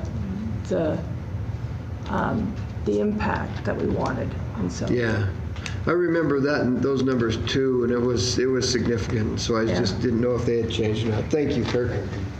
You're right, Councilman Johnson. I couldn't stand it. Okay, Good morning, Council. Chris Sorensen, Chief Information Officer for the city. all right. Our overall mission is to ensure that operations are able to be done, and we do that via delivering reliable, secure, innovative solutions to everybody across the city. We didn't go deep into our service level report, just remind you that we support a lot of laptops and tablets. Those continue to increase in numbers every year. We still have 24 networks scattered throughout the city. We support about 238 telephones, and as you can see, our website is very popular as we close in on a million page views a year. Our outcomes and results in 2018, we were able to get fiber optic cables ran out to WPC, Fire Station 2 in the Water Department. One of those key things was with WPC is we got their SCADA, which is their industrial control systems out there on a fiber network, providing much more secure and robust capabilities. We continue to train on cybersecurity. We have got our phishing results down below 3%, which is well within industry standards. So we're very pleased with that. We are involved a lot with cybersecurity, keeping our networks protected, upgraded, and making sure that we keep the bad guys out as much as we can. We've done that by installing numerous new servers, firewalls, switches, etc.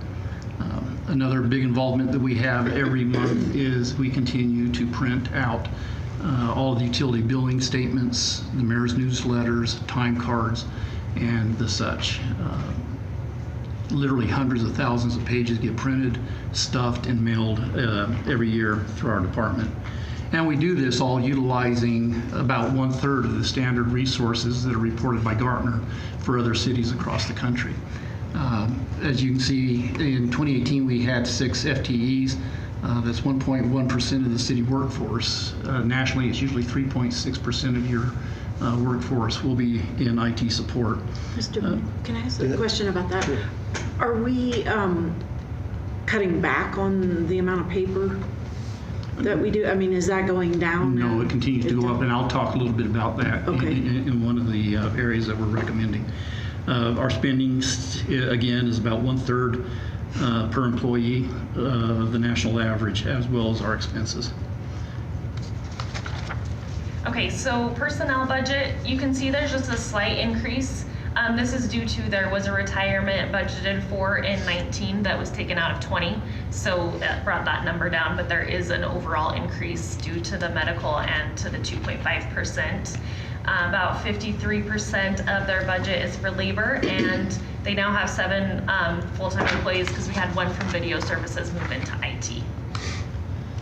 So the operating, the $85,000 was a one-time money. You can see that they have an overall decrease. It should be the 85, but it's not, and we will go over the reason for that later. There were some things that have been approved by council that he built into the budget because they've already been approved, and so he will go over those as we kind of keep going through.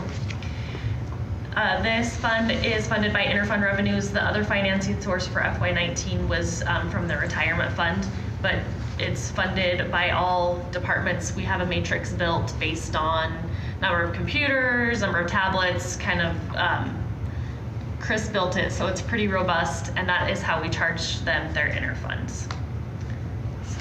This is a little more detailed layout of our budget based on the various line items. There are 3 of them that are highlighted because those are significantly increased requests or budget items. They're not really requests because you approved them during the last year with the purchase of products that now we have to pay the annual maintenance on those products. Under hardware and software, it deals with some of the computers and servers that were necessary. Other professional services, as we have increased our fiber optic capability, those fiber optic circuits are considerably more expensive. And as you've approved those have been shown to you, and so we have to now pay for those. They're usually $300 a circuit, so per month. So those are significantly more than they were in the past, so we had to build those into our budget. The other one is the maintenance agreement line has gone up significantly. You all approved us not going with a new IBM iSeries computer, but instead allowing us to take it to the cloud. And as a result of that, our annual maintenance went up significantly. Over a 5-year projection, we showed that it was a net savings to the city by doing so, and that's why you agreed to it. But we need to make sure that those budget items are built into our budget. And where we had the $85,000 one-time expense, which was actually for that iSeries that we decided not to go with, I couldn't give all that money back on an annual basis because we now have the maintenance costs that have gone up with all these different systems. In addition to the Central Square cloud solution for our iSeries and the fiber circuits, we also have implemented Project Docs, which is the e-planning solution for the building department, which brought with it a $7,400 a year maintenance cost on that. A cemetery software upgrade was approved, which resulted in a $4,000 a year maintenance increase. So those are just some of the major increases that as a result of approving projects, we have to pick up for annual maintenance on those items. So the ones in the note are the ones that he built into the budget. Yeah. The major ones. There were some other nickel and dime ones, but those are the major ones.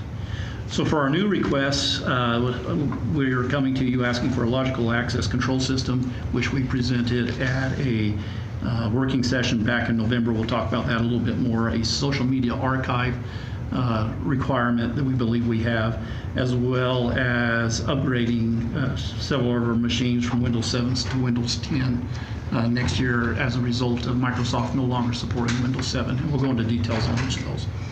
So with the logical access control system, this is using a smart card technology to log on to the computer network system, essentially. We presented this to you in November of 2018. Along with that, we had presented all the swipe solution for controlling access to the building. And the direction we received back from you was, don't address the building door lock solution, access solution, but do come back to you at this time with the logical access control system. As a reminder, this replaces usernames and passwords with the smart card technology to better secure our networks. This morning I ran a report using one of our contractors to look at our password solutions. In a matter of seconds it came back, it tells me we have 38 users that have weak passwords on the system. While their passwords may meet our requirements, it's still one that could easily be hacked. There are 96 individuals that are using non-unique passwords. That means that more than one person has that same password. Usually in pairs, and if we weren't being video, I could probably tell you what some of those are, just based on the logic of our employees and the way they use it. We have 453 passwords being stored to clear text on computers. And I think I know where those are, and I think I can fix that one myself. We have 127 passwords out there for some reason are not expiring. And we have 51 that are using a system called LM hashing. It's from a system years ago, and it's been hacked and is very vulnerable. So using logical access controls and smart card technology would eliminate all these risks that we have with weak passwords and such. It'll bring a significant increase to our network security, reducing burden to the users. The same cards that we would use for that would also be able to be integrated with future physical security and time and attendance systems in the city. Our budget estimate for this is $90,000 for implementation of the program and $7,500 for annual maintenance. The social media archive, this was brought to me by our public information officer, Logan. Because we use so much social media in the city, we use Facebook, we use Instagram, we use Twitter, we use Network Neighborhood and a few other social media tools out there. Under records management law, we have to maintain every post that goes onto those sites. If we delete a post, we still have to maintain an archive record of that post in case there is an issue with it. Our current process is very manual. Logan, if we have a post that is negative, does not meet our standards, doesn't meet our policy, we remove it. He has to take a screenshot of it, save that screenshot out on the network, so that if anybody ever complains or wants to sue the city or something for violating records management laws and stuff, we would have to have that available to us. We put a lot of the burden of this requirement back on those social media providers, and they're very helpful, but they are not the ones that are responsible. We are. There is a company out there that can archive all of our Facebook, Twitter, Instagram, etc. accounts, and the estimated cost for that system would be about $4,800 a year. Our third request is for a Windows 7 to Windows 10 upgrade. In January of 2020, Microsoft will no longer support or provide security updates to Windows 7 computers. End of life means no more bug fixes, security patches, no more new functionality, and it makes you very susceptible to malware attacks. Currently, we have about 300 machines in the city running Windows 7. We're budgeted to replace approximately 100 of those this year and next year, leaving us with about 200 machines that would still be running Windows 7 well into next calendar year. The estimated cost to update those machines ahead of schedule would be about $28,400. So those are our requests for additional increases. We also have a request for a personnel increase. We've had other requests for support from other departments. HR, once again, wants to look at a automated timekeeping system. We're in the process of reviewing other vendors that could provide solutions. The preferred vendor for Century Square, their cost proposal was just outlandish. We could never even begin to think about coming to you with that request. But there are a lot of other vendors out there. While they may not be the preferred provider for Central Square, they are supported providers, and we are still researching all of those optional vendors and the cost for that. The other one we have had a lot of dialogue with is with utility billings to bring on an online payment system, as well as an integrated voice recognition system. And utility billing will present their proposal more in depth when they come up here. We would recommend Paymentus, while they are not only a preferred provider for Central Square, they also bring many tools and options to us at a really zero cost projection coming into us. By going to a online payment system like this too, we will reduce our paper output. We will be able to reduce the number of bills we have to physically print every month and stuff and mail out. So, and we do have one position we would like to request. This is a cybersecurity position, a cybersecurity engineer essentially. It is our number one concern in the city. If we were to get hacked, not only do you have the downtime, the recovery, the damage to our reputation, but we would have a potential huge financial loss to the city. While we do carry cybersecurity insurance through iCrimp, if we are not doing all that we can in our power to protect our systems, they could deny a claim to us. And if we don't have a position that's dedicated to this, I'm afraid they potentially could rule against us. While we have the cybersecurity concern, we also have another issue that has reared its head in the last few weeks, and that is PCI compliance. PCI compliance is your purchase card industry. If you accept money in the city using any type of a payment card, you have to meet certain standards. And while all of the contracted entities that we use, Click2Gov through Central Square and others, are all PCI compliant, we have to every year go out and certify that we meet all the other standards. Those standards include training requirements for everybody that uses and accepts credit cards, as well as their supervisor. It also puts an increased burden on cybersecurity in that we may, depending on our status, and I'm still reviewing it, it's about 180 pages of standards that we have to adhere to, and we're still reviewing them, but we may have to do quarterly vulnerability scans on our networks. We may have to hire somebody to try to penetrate our network. And so the increased requirements just to stay compliant is quite significant. And failure to stay compliant for us could result in monthly fines of $1,375 a month, I think, which would add up very quickly over time. This person would help us to counter any threats, reduce vulnerabilities, mitigate risk, and ensure confidentiality, availability, and integrity of our network and our data. We've already had HR run it through the system, and it would come back as an exempt position at age 14, which is the same pay grade as our network engineer and our system analysts. Which is about how much? Wages is about 63,000 plus benefits, so probably around I think 80, 90 It's about $88,000 or $90,000, I think. total, I recall total. with benefits. Yeah. Okay. Okay, so we're just looking for guidance. So I'm trying to think where we should start. Let's start with the big items. Is that good for you? Yep. Okay, so the logical access controls. What is your guidance on that? I feel like we knew going into the budget process that we were going to have to, even some things that we were interested in the past, maybe put them on the to be determined list until we know about lawsuit things and stuff that might happen. So I think that's what we should do in this case. You're thinking the list? Yeah. Yeah. List the $90,000. List, okay. The social media archive. Oh, it's $4,800 a year. I think we could do that. I think, so That's something that we're going to need to do to stay compliant with state statute, is that correct?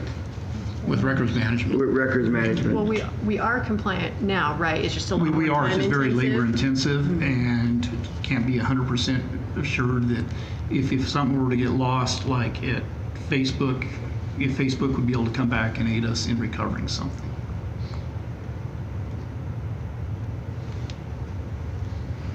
I got a budget. What are you thinking? I think we could add it. Budget, List. List. to list, man alive, it's all on you. I will go with list at this point. Okay, list it. Can I ask it? Sorry, I'm going to go back to the logical access control thing. I know you send emails on how often we are at a thread and how many times people have been trying to hack into the system. What's the most recent numbers on that? Or reports? The biggest issue we're having right now is emails that contain the word invoice. We've literally had to block every invoice that comes into the city, which, as you can imagine, is huge. Just because the risk is so high, we're not willing to accept it at this time. So we have to go in and manually release every email that comes in after the individual assures us they were expecting that email and that invoice to come into them. For example, about 3-4 weeks ago, we had an individual in the city send us an email before we started blocking him with an invoice. And he says, this looks a little bit suspicious. He says, I normally get invoices from this company. So it passes that test. But he recognized that the individual that sent it to him from that company hadn't worked for that company for 2 years. So when we got it in, I have what they call a sandbox. I send it out to a company, and they review it, and they open it up in what they call a sandbox. It doesn't touch anything in the outside world. It gets reviewed by something like 90 different malware software platforms, and it came back highly infected. And if we had opened that, we would have had a major malware incident in the city. So as a result, we've had to block that. So that's just one incident. The numbers, we're constantly getting pinged. We get pinged hundreds of thousands of times every month, but we've managed to block them with the tools and the things that we have in place. And this is supposed to help with that. Logical access just adds one more layer of defense into your system. It's a multi-factor because you have to have two things. You have to have the card, a physical thing, and you have to have something your PIN. And you need both those items to come in. And then you don't have all these weak passwords and this password issue that we have out there. We may also, as I go into the standards for PCI compliance, we may find that we have to implement multi-factor authentication, which this would alleviate. I don't know yet because, again, I've got 160, 180 pages of standards to read through and see which ones apply to us and which ones don't. Thank you. Okay, Okay, Windows 10 upgrade. Well, we haven't got through the last one. Have we listed? Did you list that one? She said list. She said Okay. list, so you have a majority list. All right. Sounds good. Windows 10 upgrade. I feel like we have to do this one. I don't feel there's any choice. I agree. I'll do it. Sounds One of the like reasons budget. why we kind of fell behind on this is in the budget tight years, 2-3 years ago, we had to slow down the number of computers we were upgrading. If we had not had that slowdown, we probably would have gotten rid of all of these machines, but we ran out of time. But if they're not gone and then they're not supported, we could have a major problem. Yeah. Budget. Budget. Yeah. That's what I've heard from a majority. Okay, and then the Comply. position. I think we have to consider that later. Budget or list. I think that would be a list item. Yeah. We need We personnel do all the all Yeah. person hiring. at the same time like we did last year. I don't know. I feel like when it gets down to the end, I don't know if that's gonna rise to the top, but I guess we can put it on the list. But Well, I would put it on the list. It doesn't mean it's going to make it anywhere, but it's on a list, and We can consider it together. it needs to be able to be considered. I believe you're going to present a list, but a separate list with all the personnel Yes. requests, or no? Yeah, Just I like we think did that's how last we year. did it last year. That's what we did last year, and so, I think we had personnel. Yeah. Yeah. I'll have to look back. We considered all personnel so together. let's put it on. Let's put that on the Yes. list. Okay. In fact, I think pretty much personnel is going to end up on the list at this point. Okay, and then did you need to go over these? No, because those were all technically all pre-approved. It's just Okay. we had to adjust the budget in order Okay. to meet Yeah. the. I just wanted to make sure. Those other two things, were pre-approved? Yeah, they've been approved to last year. Yeah, they were programs that have been approved, and so we have to maintain them. Right. We just increased the cost. So, One-time. I mean, overall, Balance it out, but we're still. that 85 was built into last year's budget, so we're just kind of using that to cover a lot of those, and that will actually cover the Windows 10 upgrade too. So overall, his budget shouldn't. It would still be flat comparatively. Right. Comparatively, yeah. Okay. Any other questions for Chris? I think, great job, thank you. Thank you. Okay. Chris has protected the city a number of times from this cybersecurity, and so thank you, Chris. That's, we know some cities that haven't been, and that's ugly.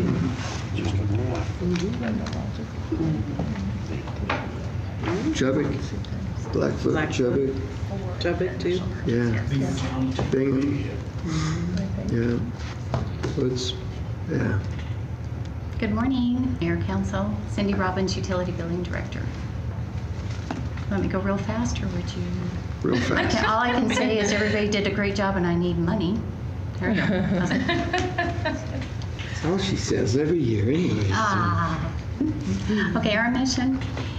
We want to obviously get the most accurate reads we can and then provide the best customer service, answering questions and everything. Just a off key there, we've got that water smart that we presented to you, and we're getting real close to getting that on board, so we're real excited about that as well. So hopefully in the next month, we're looking at that. IT's done a wonderful job. Bert and Debbie's been transferring files, so we're excited about that, and that will add to that customer service thing.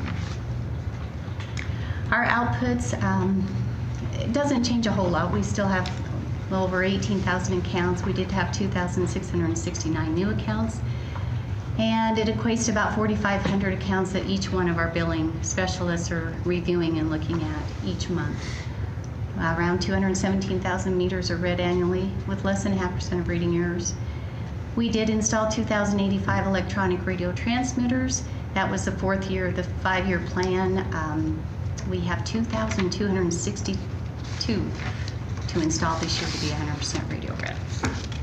We might need the city council to help us get to that 262, right? You are experienced. I am experienced, but they aren't. We should have them do a couple. Field trip days. Come on, That's good. That's not counting any new construction, right? No, that's just what's been existing. You're right. Okay. And this is made just because I could, and it looks great, doesn't it, for our benchmark progress there. So here we go. Our measures of effectiveness, we received over 28.8 million with 99.999% accuracy. Very proud of staff for that. 57% manually processed. We still do cash checks, credit cards. We still have people that love to come. It's a social thing to come to the window and pay. We're okay with that as well. 43% electronically processed with bank draft, online bill pay, and lockbox. And we're always proud of the American and Water Works Association. We're in the bottom quartile for the cost of managing a single account, top quartile for billing accuracy compared to other cities. Meter reading, again with ours, we do a 30-day read. We're very good at being very close to that date, which is important so that the billings don't fluctuate high and low with different dates of billing. Again, we installed 2,085 new ERTs.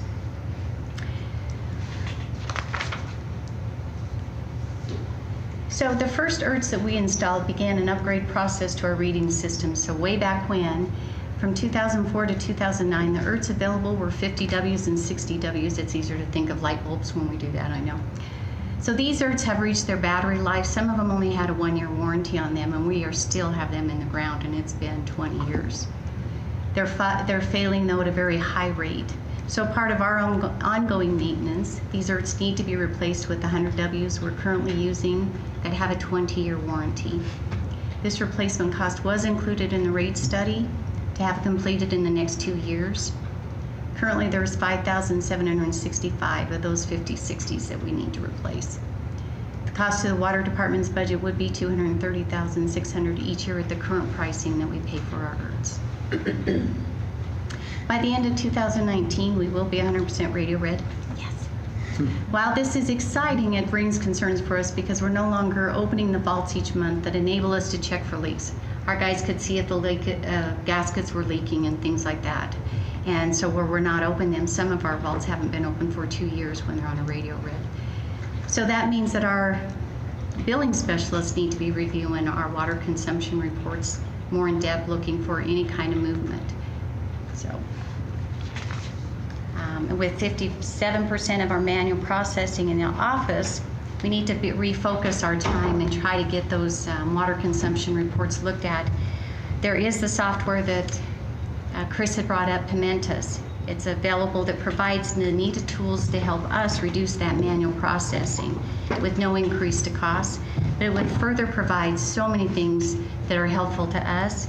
We'd have an interactive voice response system. People could call 24/7, get their balance or due dates, and be able to pay by the phone. Other payment options would include the mobile app that we would love to have, pay by text, pay by email, and all with the ability to preset a future date, which is what our online bill system at this point will not allow. People get ready to go on vacation. I know for myself, I want to be able to key my payments in advance, not have to worry about them. Our system does not allow that. When you go in, you have to make your payment right then. So this would allow them to preset a future date. The only concern on Paymentus is how they earn their money is through the volume of people swiping their card, okay? And so the merchant service fee, I mean, that's basically, they're gonna collect that instead of, so right now we pay Heartland. So in the future it'd be Paymentus because they're the ones doing all the processing. Our only dilemma there is I've got Recreation who has their Peak software. They do the same thing, and that's how come that software doesn't cost you anything, is they make their money off the cards that are being processed through. So if we go this route, then what am I going to do with those kind of sites? You know, and I agree. I think Paymentus is going to be a good way to go down the road. I just think there's a few questions on can we get there? Because online payments, not just utility billing, there's other departments that would like that. Well, our big dilemma there is, okay, how are we going to get the information to know that this $100 that came in belongs to this account line? And that's the difficulty. And right now, we don't have a system set up to where we could take that information and load it into our system and receipt it in an easy way. So that's the other dilemma with Paymentus. We're still working through the details on Yes. how it would affect the overall merchant service fees. Yes. Because if you take utility billing out, what does that do on the Heartland side? So we're still gathering data to Yes. see if it'll actually be a cost or just kind of flat. Yeah. So that's what we're looking at. We're still doing Yeah. research on that. Yeah. But other cities must be doing this. Huh? So other cities must be doing this. Oh yeah, I mean Paymentus works with our software. I mean it's a good move for us. The only question is, can I say it's a no cost thing when maybe it'll have an impact to other departments that are taking cards? I'm sorry. Oh, no, you can go ahead. We probably have the same question. The Water Smart application, didn't it have some of these same capabilities, or is it a different processor of payments? This is our current Click-to-Gov online that we use, and it interfaces with that, I guess. And so with WaterSmart, they can choose which. We can also put Pimentus on there. In fact, WaterSmart and Pimentus work very well together, and they will actually put their button right on WaterSmart that would take them right to this payment as well. We've had some problems with our Click-to-Gov, a lot of batch settlement errors. It's causing days before we can get our money out. And then we're stuck within a bill pay versus Heartland versus this, and it's very hard for us to try to get those batches to settle. The nice thing about Pimentus is we deal only with them. They settle our problems if we have any. And they work with Central Square. They're integrated right into their system as well. So it's a nice choice for us to say. Right now we're having a lot of problems with our Click-to-Gov. And yes, Pimentus does have other cities and so, but like with our $28.8 million that we're receiving, we already pay these service fees, and like I says, we're able to get a lot more of these. Some of the things that is also a cost saving for us, though, is we would receive a set outbound notification. I think when they sent us over our paperwork, they said that they would provide us 1,000 outgoing notifications. Those can be on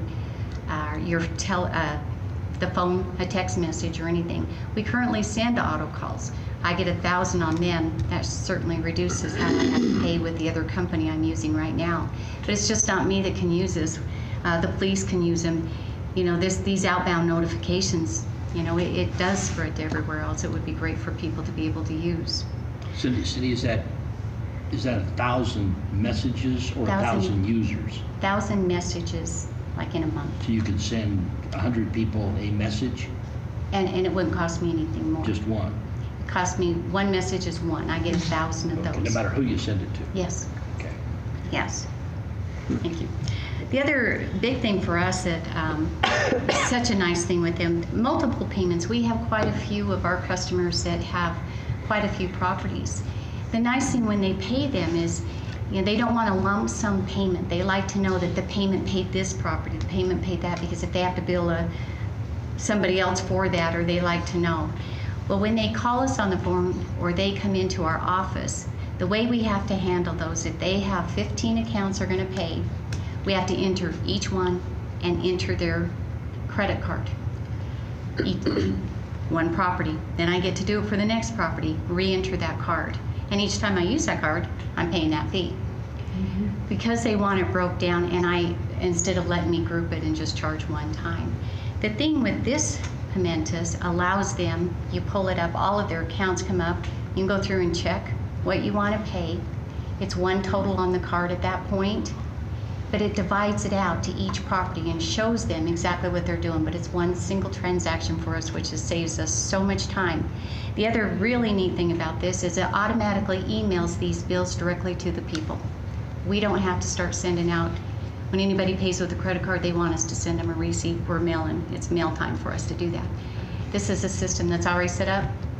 They pay, goes right to their email with those receipts showing out. So a lot of time saving things for us on this.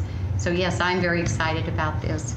And I guess the thing for that is, if you would like, as Joyce said, we would be more than happy to bring more information to you in a study session to show you exactly everything it can do and the things that we're definitely excited about on this. But we're working with WaterSmart and already with our Central Square. Well, and keep in mind with merchant services, our volume is what dictates our rate, okay? And so we get a better rate because we have so much volume. That's why I don't know how the impact will be, because unfortunately, utility billing is one of the bigger ones. And so we just need to check on it just to make sure that we have accounted for how it's going to impact here and the other departments. But I think it is. I mean, I think it has a lot of possibility for other types of online payments down the road. We're just not quite there yet to do that. Okay, utility billing personnel, you can see the increase due to just the medical and the 2.5%. About 60% of their budget is for labor, and they have 12 full-time employees. Operating budget, you can see there was just a little bit of a movement in between the lines, so she remained flat.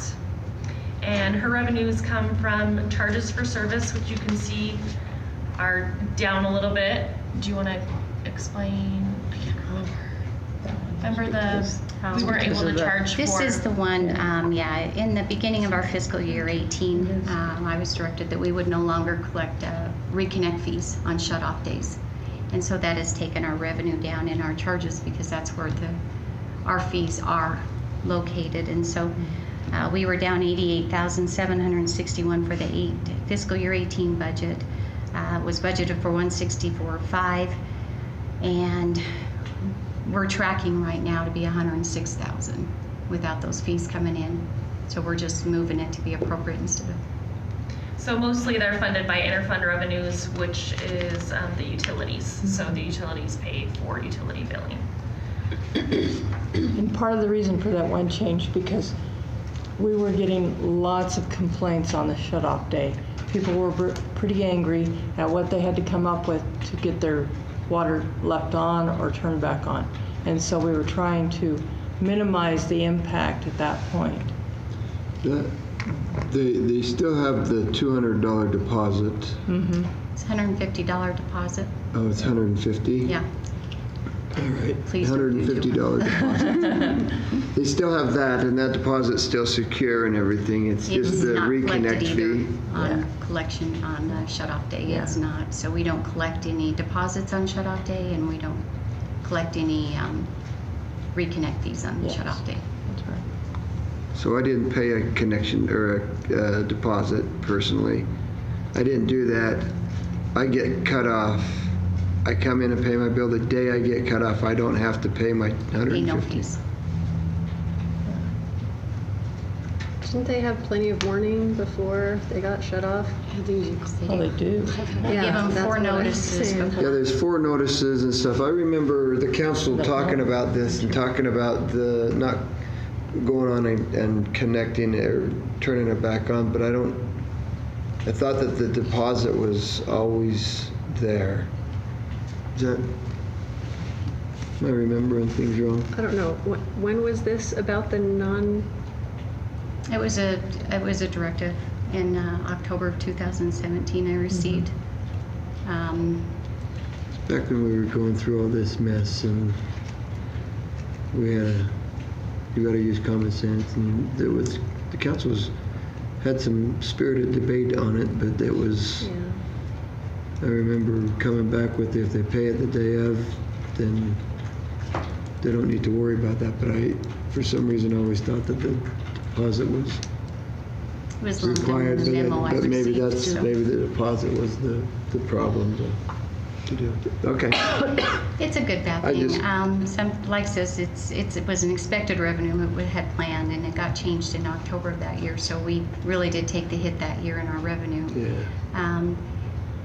Good bad thing. I mean, it's always hard for people to come up with money, but when there's absolutely no consequences for being shut off, I can tell you we shut the same people off every month because there's absolutely no reason for them not to. We go out, we turn them back on. Next month we're back out there again because there's absolutely no fee. So there was no deterrent for that. So, it's a good bad thing. I mean, I understand people get upset about it, but at the same time, it is hard on our work because, like I says, we are out there every month for a lot of the Is there a charge for having to be turned off and then back on, or we don't collect that either? We don't collect. When we go out, we don't have a shut off. I mean, we don't turn them off. It's called an out for shut off fee. We give them till 9 o'clock that morning. Mm-hmm. If we go out for shut off, they miss those deadlines, then we would charge the $40, and we're not doing that anymore. Your only other option that in listening to this is that if, let's say your water got shut off, okay, we don't charge you that time, but let's say the next month, oh, lo and behold, you're there again, and we had to shut you off. Now, we could do it more on number of reoccurrences, you know what I'm saying? Versus just everybody who gets shut off, they just get hit. First time you get a pass, but no more times. Yeah, kind of like a 3 strikes you're out or something. I mean, you could take an approach that way, which would be. I don't know if the council wants to take this on again. I remember. I just know that the impact that these people were having, and not just, I mean, just as a whole. I mean, it was very volatile. I remember those conversations with individuals, having to come up with this much money because they got shut off, and they were very upset about it. All they have to do is pay the bill. But there are also make a payment arrangement. It's not even like there's payment arrangements and there's other things, but it's. Some can't afford to pay their whole bill, but they can make an arrangement with you. Yes, they can. Well, but I think there needs to be a deterrent for 40 is appropriate. constantly doing this. I don't know the deposit plus the 40. If you give everybody one chance or two chances, there's $40 service fee. Well, and we can bring this to another session if we want to. Sorry for bringing it up. I just. We probably should. Yeah, we'll have a different discussion. Yeah, we just probably trying to do keep us anyway back on because of the track. wording of the ordinance doesn't match it. We just want just wanted to explain why that went down, so that will basically be covered by the utilities. So we're gonna go over. So we can blame you for that rabbit hole. Yeah, I guess. I'll take the blame I'll take for the that. blame for it. I'm the one that took us there. Okay, so, your increase requests. So the money, yes. Okay, so the first Sorry. request I have is, so our iTron reading hardware, at the end of next year, they're not going to be supporting the hardware that we do have. So if we have any kind of repairs or anything, we're done. And so basically at this time, we're looking to replace the equipment, and it would be a $55,000 purchase. I would like to make the purchase in the budget this year to offset the years that I do buy a pickup to save on those costs. The annual maintenance fee the first year, it would probably be about a $3,000 savings, because we'd have a few of those on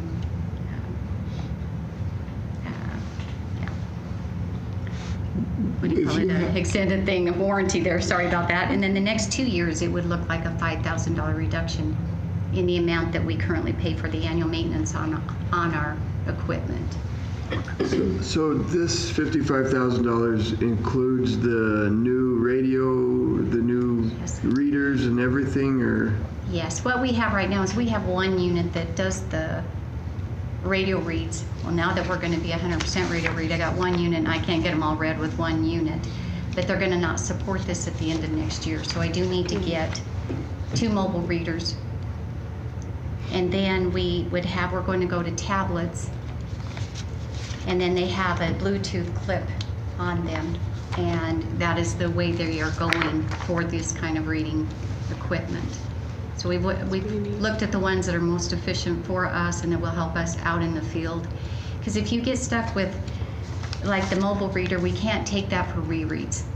That is just a reading system. So anytime we'd have to go back out in the field to see if anything's wrong, we have to have those handhelds. And everybody has to have a handheld. And this is something that you could also use capital contingency dollars for if you wanted to do it in FY19. And I'm checking right now to see, I think she has excess reserves. This could be something that you would take out of her excess reserves, because technically who should be paying for it should be the 3 utilities, and that's how she builds up reserves. Mm-hmm. So I believe that she has the room to do that there, but we would just, so this budget would be built to expend reserves is how it would come out. Let's see, Heidi? How often do you have to, do you have problems with those and have to call in for support or whatever on them currently? Like, the reason I'm asking is I'm just wondering, like, what if we went a year without, and then could we upgrade later if it really was a major problem, or does it happen a lot that you have issues? No, good question. That's why they need to be on the warranty for us, is when we send them, if we have a problem, it's a problem. And we're on a time frame. They are very good at when we need to send them in, they get them things fixed and sent right back to us, because we really can't be down a handheld. We don't want to be buying extra equipment to try to, they're really good at the turnaround. And so it is $8,000 a year we do pay for this maintenance. This equipment we've had has been since we started doing the radio reads, and so it's lasted a long time, but they do have to go in and they have to get their upgrades and all that good stuff. So we haven't had to replace the equipment, but we're certainly feeling how they're starting to having more problems with them as well. But then, like I says, when they're not supported, we're going to be in trouble. Problem is if we try to wait and one fails, we're going to have to get it. So then it's an emergency purchase and not a planned purchase, I guess is what. And if I have 2 or 3 go down at the same time, I'm not going to get the reads probably that month, and that's it's a. Is that what you've kind of seen though over like the last year, that you have 2 or 3 that are problems every? We had one that for some reason we just could not. We sent it in and they sent it back, and we sent it in, they sent it back, and that one, we finally just had to demand that they give us a new one. We're on a maintenance, and we had to make that demand because it was just not getting fixed. That was the first major issue I've seen with this equipment. Just fluke in the system, the upgrade, I don't know. But that was the worst problem I've seen, and other than that, we just send them in on schedule to get them upgraded as they have their maintenance scheduled for us. And so we're real good at that, they're real good at that, and it's paid for in our maintenance, so we stay up with that stuff. Okay. Is this a sole source provider? Yes. So we're saying that both of these requests would be paid by reserves? Are you already on the second one, or are you just? No, we're just talking about Oh, the I'm first sorry, one, so the just the first one? 55,000. Yeah, 55,000, and we're gonna see some reduction in our maintenance. So we can look at taking it out It's a of one-time purchase reserves for us.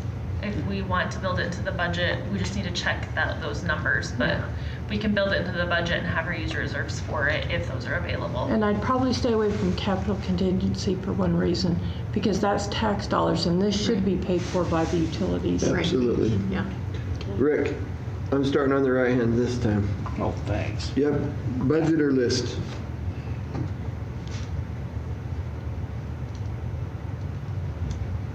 Because of the amount, I'd say list. Okay, I'm going to go budget. Heidi? So basically, by putting it on the list, we would be then holding off for a year and having Well, to but upgrade if you put we it on the if list, didn't then we make the would, cut. we would have the discussion at the end of the time, if we have any money to put it in there, we would be. So the thing is, if you're using reserves for it, it's budget neutral. So Right. you're putting it in the budget, but you're not increasing her internal, like her interfund charge. It's That's just, why I'm saying. Yeah, it's just zero. I like the budget And not because how I of like to that. beg, but if I don't have this, I don't get rates. I'm just saying. Yeah, so if it's going to be out of reserves, then I guess that makes sense to me to do budget I as well. think that we need to make sure that if we put it in the budget, then we need to have that discussion whether or not it's a budget neutral, if they do have the reserves or not. Okay. So, Under that circumstance, I'd switch back to budget. Yeah. okay, A budget, I'm happy. okay. So if there is. Budget with the discussion whether or not there's reserves or If not. there is not reserves, we will bring it back to you. If there are reserves, we'll just leave it as Okay. is. Let us know. Okay, now you can go to your second request. Oh, you're fine. And this one is one that, okay, this is the service fees we were talking about, that as they swipe their cards and stuff, that we are being charged. It's the hardest thing to budget because it's user. And over the last 5 years, this thing has increased 144%. So every budget year, I'm usually trying to catch up to what it's cost me. And again, this year, I'm doing the same thing. The 26,000 you saw where we moved, we just moved that into the line item. The way we're tracking this year is that is going to be $167,000. And we had 118,000 budgeted. Why is it increasing so much? As many times as it's users, if they use their cards. So we're begging people to use their card, Yes. and because we're begging them to do that, we are paying more. It's one of those Now things you can pass off the Now you know why cost. people have convenience fees for using your card. When you Do we not have that right now? No. We No. pay them. That's something we should do that. consider. We can either say that we would like them to pay half, if you want to go easy the first little bit, or you pass the whole cost. When you redo your banking thing, can you not negotiate that the bank covers these fees? Well, this is a merchant services provider, so Heartland is our merchant services provider. And so, it's, yeah, I hate it. You I won't, know. you won't. Well, I have think to be charged this. Yeah. It's like traditionally maybe when 2%. people pay their convenience fee, right? Yeah, it's That's what very they're supposed to do. common Most by now. do. So I wouldn't think we even need to phase it in halfway or whatever. I think we just charge a think convenience a lot of fee and call it a government- day. Like when I call to pay my taxes, Yeah, they there's do. a 3% fee. I know Right, ISU do it. charges it for. Just choke it out. It's one of those things you go, oh, if we charge and they quit using them, then we go back to the manual stuff. So it's one of those good, bad things. We want them to use them because electronics is better than the manual way, but then it costs us, so it's a good, bad thing. And that's why right now what we're paying for this stuff, the same cost. And that's what he says, for us to get even more, if we are able to move to Pimentas, and that's what's so nice to us, we'll have more paying the same things, paying the same charge with them, getting more. So Ashley, if we charge them that, do we need to adjust our budget? If we charge the fee to the user? Yes, because we would have to put it in as a revenue.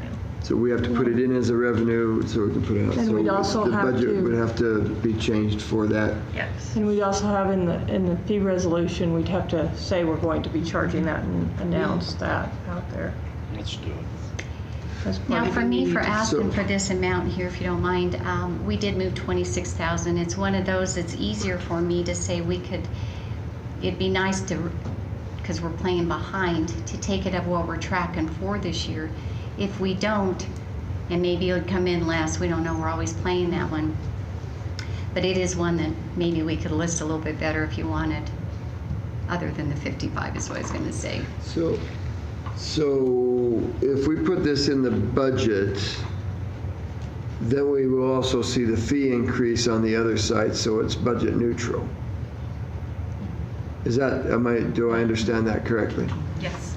But I think if we do a convenience fee, now are we going to do it for all our venues? Because I almost think that we should. I mean, that would be something to contemplate, you know. I agree. If we're going to do it, I think it would be universal. I think if you're going to do it, you do it, so yes. Yes. Something to keep in mind. As an entity. Convenience fee, right? yes. Convenience fee.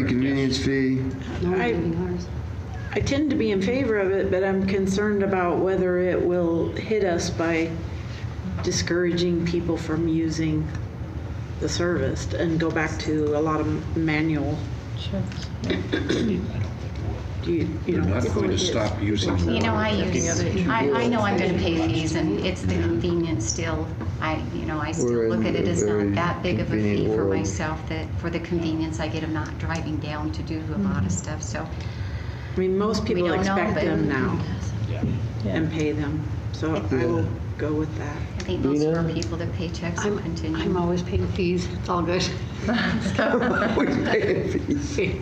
Pass it on. That's a great statement. Do you want, are we looking at a 3%, a 1.5%? Like, are you thinking I of maybe think you doing do half? all of it. I don't think Whatever it covers. there wasn't an interest in half. It was So all or we're none. gonna charge a 3%, because I think that's on average what we Yeah. pay. I think that's what. One of the things is we noticed when Pimenta sent us the thing talking about the different rates was Discover card was extremely high, extremely high. Don't take 'em. And so you can get rid of that card. I guess again, though, it's up to the people if they want to use that card that they would pay, but that one seemed like it was. It's American Express. Well, American Express was high Express too, but is expensive. Discover It was actually higher. came in higher, which we were kind of shocked. But I guess again, it's up to them what they're going to pay if they use the card. Well, We'll have our fees posted. we can restrict, we only take these kind of cards or this. Sure. And I would say I'd Just like to restrict it. see- Let's do it to 3%. Okay, And then so just we do- will, and when we bring forward other departments that have that, we'll try to have that cost calculated also, because we have a lot of other departments If that it's have. gonna, Yes. if it affects the merchant budget, services. we'll have to Okay, have that. So we'll make sure to look at that. We'll do 3%. So we'll basically just budget the full fee to come in to cover it. So we'll increase her. Is there no way to determine, just leave it so that whatever that convenience fee is that they pay? So if they do use a Discover card and it's 18%, then they're paying the 18, we're not paying any? I think with processing, you just have to do a flat. You just have to do a flat. Just only take American, or take Visa. Well, I'm okay with that. I'm asking the question. Yes, you sent us a lot of paperwork with that. Who's Yeah. using We'd Discover have to anyway? look at it. I think it's like a gone card. now. The only thing is some people who, with their credit the way it is, can't get Visa or MasterCard and could get Discover. So That's true. if you limit, the use of that card, you might be limiting certain people's ability just to. do a flat. I think you just do the flat then and just do it and we eliminate the card. We just. Still gonna have significantly savings reduce and- what we're doing. Yeah. Okay, so we're gonna increase the merchant service fees by the 24,500, and then we're gonna offset with the revenues. Okay? Yes. All right, any other questions? Thank you. Okay. Thank you. We only have 3 left, so if you guys just wanna push through the last 3. are you- We haven't been told that any lunch or anything is here, so we'll Okay, push let's- until we. Check and see. I saw lunch walk by, so. Shouldn't have said that. We have 3, we're gonna go so fast. These 3 are Well, gonna we be can do fast. these 3 quick or we. I know Jeff better than you do. I can do it. They're never quick. They're gonna, we're gonna be Challenge has been fast. thrown. How fast, are you gonna be fast? Me? Oh, yeah. He's gonna be I'll be fast. fast. Ryan's gonna be fast. I'm just telling you, Ashley's in charge. The minute Ashley says you're done, we move on. Jen, can you text Hannah and tell her yeah, I think that these will go pretty quickly. Okay, we're trusting you on this one. If it doesn't, we're going to all be I know I'm hungry. standing between you You might and have a full lunch. lunch. Yeah. It's already cold. Okay, so you're good then. We're good. Okay, we'll do it. Let's do it. Okay. Good morning, Mayor and Council. Thank you for this opportunity. I'm Jeff Mansfield, the Public Works Director. My mission is to promote and provide services and infrastructure to the public that basically helps to enhance and promote the safety, the welfare, and the civic vitality of the community, both the citizens, businesses, and the visitors to the city of Pocatello. I didn't put a lot in here regarding my service request. I figured you could refer back to that for a lot of information. But I've been really focused on team building and understanding the infrastructure and the systems that are involved. Under the Public Works Department, there's the engineering and GIS, which accounts for 1/3 of the director's benefits and wages. We have the street department, which accounts for 18% of my budget. We have science and environment, the sanitation department, which accounts for 20%, water, which accounts for 34%, and then also water pollution control, which is 27%. Also included on here, which I didn't add, but because we're not technically kicking off until October, is the fleet department. So, Jeff. Yeah. 18, 20, 34, and 27 amounts to what? So that's where his funding comes from. So he's funded partly by engineering, so partly by general fund and taxes, and then the rest of it comes as like how that is broken down. So he gets paid street pays for 18% of his budget, sanitation pays for 20%, and so on. That adds up to more than 100%. 72%. No, well, engineering only pays for his salary and benefits. Okay. And so then the rest of the budget is, we have a big formula in there for it. So we calculated it and I added them all up and it was 100%. I promise. Last year when we presented it, it was like 17.27%, and we decided just to round them to Yeah, so this is how whole numbers this is this where year. his funding comes So from. science and environment doesn't contribute to your budget? Correct. Yeah. So the mayor and I were talking about this the other day, and so under Public Works, I've got about 160 employees, and we account for about $50 million worth of the budget. So got a lot of things going on. So under key accomplishments for this last year, we implemented the street sanitation fleet facility. We're calling that the Public Works Annex at this time, but that's not official yet. We worked on the Benton Street Bridge rehabilitation. We did the final design on the Hawthorne and Quinn intersection. We completed the construction of the Alameda Jefferson project. We finalized the majority of the phosphorus upgrade for the wastewater pollution control facility. And just to mention, I know you guys are aware of this, but we received the ASCE Top Project of the Year, over $10 million for that. And then we've also been very involved in the Northgate interchange and development project. Some of our key issues and concerns, as Heather mentioned, recruiting for people in the technical industry is very difficult, and trying to compete with private industry has been a challenge for us, and so maintaining and recruiting some of those qualified personnel has been a challenge for us. We've got the ongoing regulatory requirements that are always changing and getting more strict that we need to meet. We've got demands that have been placed upon us by the public and the developers, trying to meet the growth that we're anticipating for that. Planning for financial stability and capacity for the next 5 years with our utility rate steady has been a key focus and is a concern of us, and we'll be presenting to you guys on May 9th with that. Water rights is a big one for us, trying to make sure we have sufficient water rights to plan for growth and meet our needs and be fiscally responsible for that has been a challenge. And then also we have some unfunded mandates out there, such as our stormwater permit, that we've got to try to manage and figure out how we're gonna address those items. Okay, so personnel, you can see there was a change in medical, but overall an increase due to the medical increase I think there must have been a change there from like a family to maybe like a two-party or something. But overall, you have the increase. 60% of their budget is labor, and there are 2 employees in this particular fund. Operating, you can see that it comes in flat. And revenues come from interfund revenues, and we kind of touched on that in that one of those first slides of how it's kind of broken out. So he's paid for mostly by the utilities and some by street. Okay. No increases at this time? Any questions? Sounds good. I have a quick one, I'm sorry. Can I- Okay, yeah, you can have, of course I you know we can. have a list. People have been approaching me about the Hawthorne traffic light stuff. I don't know, is this a good time, or we can talk about it later too? Bad time to ask that question. Okay, later another time. I'll put it on the back burner. Okay. You could actually answer that. I Hawthorne mean, Gwynn? Yeah. Sure. So we're in right-of-way acquisition right now.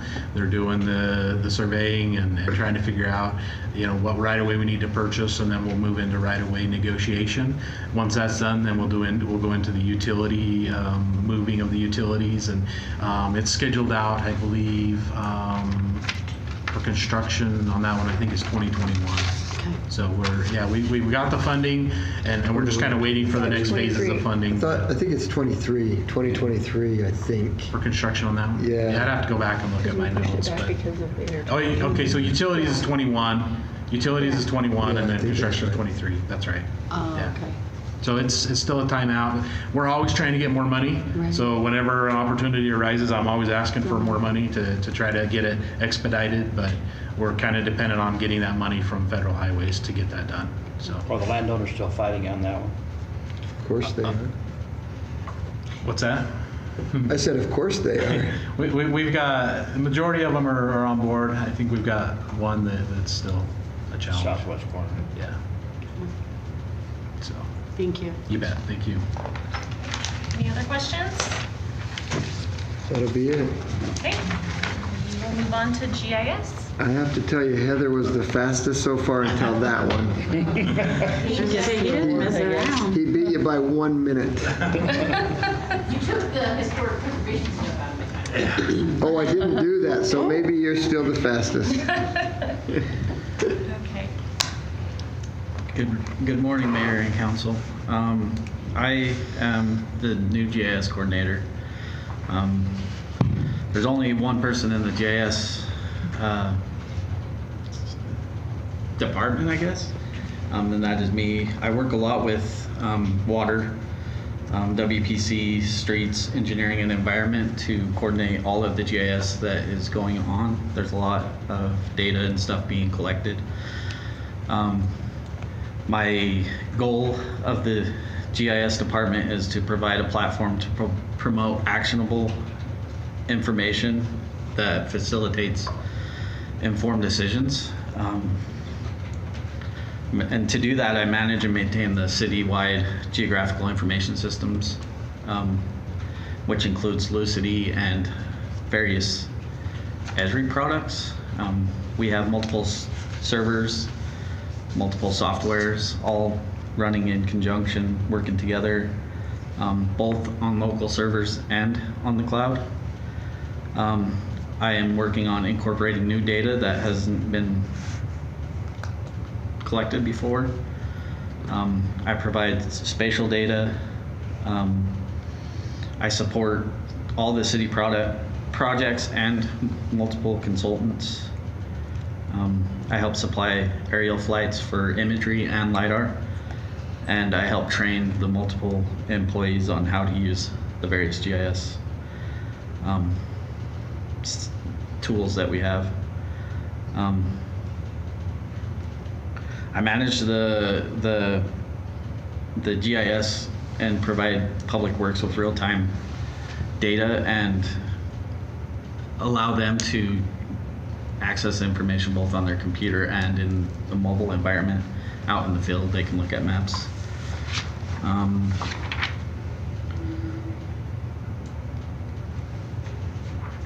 I upgrade and keep the servers up to date, and I have a consultant that helps me do that. And they also help me manage the SQL database servers. I also work heavily on providing addresses and stuff for the 2020 census. Along with the 2020 census, we do a yearly boundary annexation survey that we provide to the Census Bureau. And I also provide the general public with access to the appropriate spatial data in an online format. As far as geospatial analysis, I help the fire department do travel time analysis. We're looking at various ways we can use our data to provide analysis and help make decisions.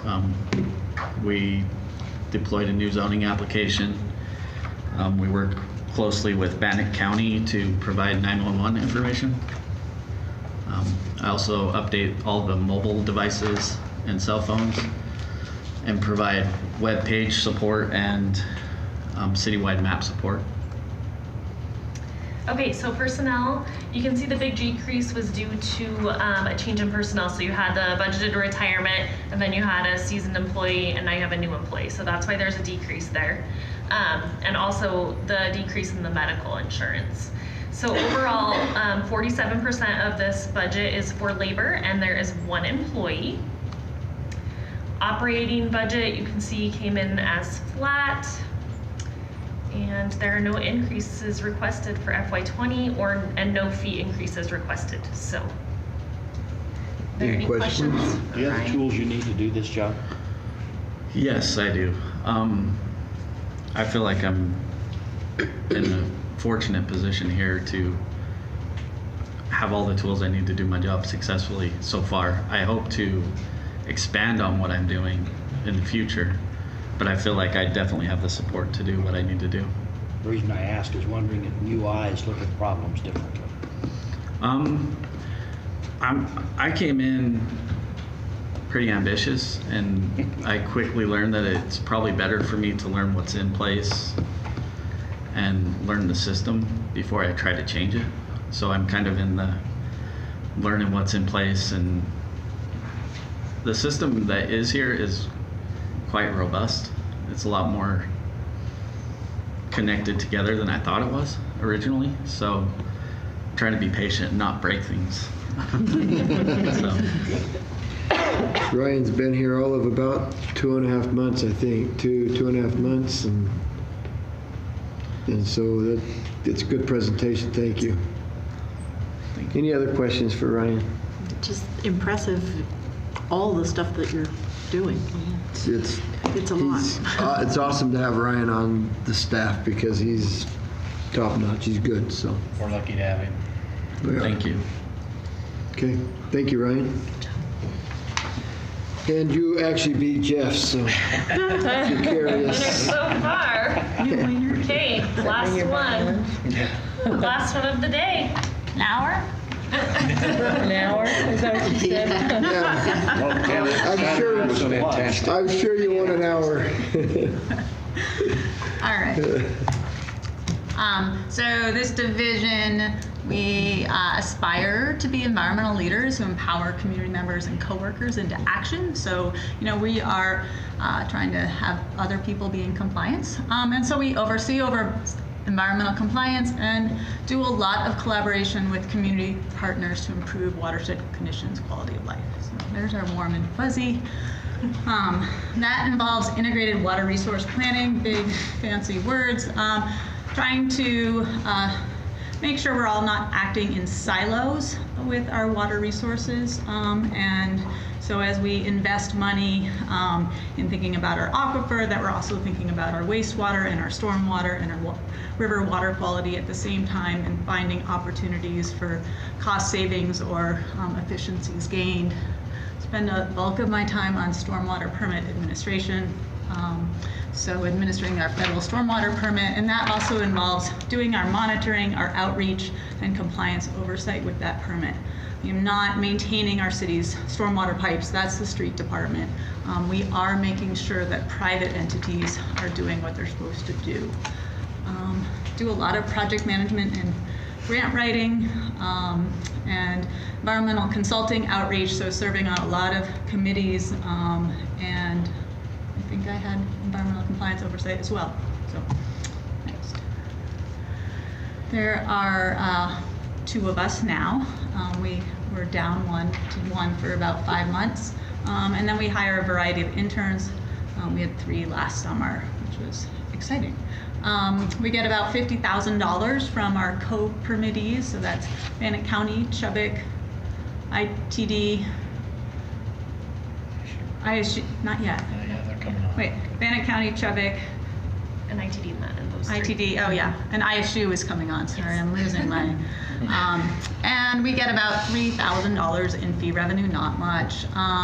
And last year got some few $1,000s for tree identification, received about $250,000 that's held by NRCS for work on Marsh Creek, and then not on here, we also got about $55,000 for a project on Pocatello Creek that'll be done this year. I lose track of grants of when I win the award and when I spend it, and there's like 3 different years in there. So. Hannah, what does it mean held by NRCS? So I help them write the grant, basically, and so they're managing the money. So the money isn't in your budget? It's not in my budget, yep, but. It's not a city grant either, No, right? no. But No. it does have impact to us. Yeah. Right now. So outputs we did last year is we did additional concept design work for Centennial Park. That was with the Utah State students, so getting a final concept. Worked closely with Maggie Clark on that one. And then beginning a project implementation plan for the whole River Vision. It's a massive project. We're all gonna be dead when it's done. And so figuring out how do we get started and keep track of everything. So I'll be before you in June, I'm hoping, with this implementation plan of our tasks. Permit administration, last year we started commenting, or we did comment on our new permit. And so we saw a couple drafts and we spent a lot of time commenting, getting co-permittee input and providing those to EPA and DEQ. We reached about 10,000 people through outreach events. The Environmental Fair gets about 5,000 people. We do Water Week, we do a lot of presentations. Do a lot of staff training on stormwater BMPs, contractor training, mapping, and a lot of compliance oversight. So again, things we got these grants, I talked about those earlier. Some of this environmental consulting outreach is UPRR has some environmental issues, and so reading those reports and working with DEQ, EPA, and UPRR's never-ending list of consultants to try and make sure that the end result is what the city wants, and analyzing on public policy issues that come through AIC essentially and are focused on statewide water issues. Permit negotiations, monitoring requirements, compliance plans. I'll go fast with some of this. It's not very fun stuff. Permit administration, again, spend a lot of time trying to make sure our co-permittees are going to implement their permit requirements on time and compliance by private property owners. And that's been successful. Some other successes is the River Vision is being used for planning and implementation of projects. It's not on the shelf, entirely. And then ultimately, water quality and quantity is the ultimate objective, and to improve that. And so we have seen decreased sediment entering the Portneuf from our city, and there's documented reduced volume of stormwater coming off of our city streets into the Portneuf River as a result of these detention ponds we're managing. And so that operation and management of those facilities, whether it's on city property or on private property, is integral to those successes. So concerns, issues coming up. We're going to get a new stormwater permit next year. It has costs associated with it, and it's unfunded mandate, right? There's no money attached to it from the feds, and bulk of those costs are going to be with the street department for maintaining the system, but also some internally for managing all of the compliance. So there's a lot of deferred maintenance, private and city, that we're going to have some catch up to do. And the funding for stormwater management isn't tied to services provided. This is highly dependent on tax revenues. So we don't have a stormwater utility fee. Engineering, our services we provide for review of stormwater under construction. There aren't always adequate fees to cover that, so that is coming out of taxes. And so just that is something to be really well aware of, is who's paying for what, and thinking of creative ways to solve that. This is where integrated planning comes in, is that these issues cross many departments, but we don't currently have this high-level guidance integrating our priorities for water management, and so we're hoping to come up with that plan.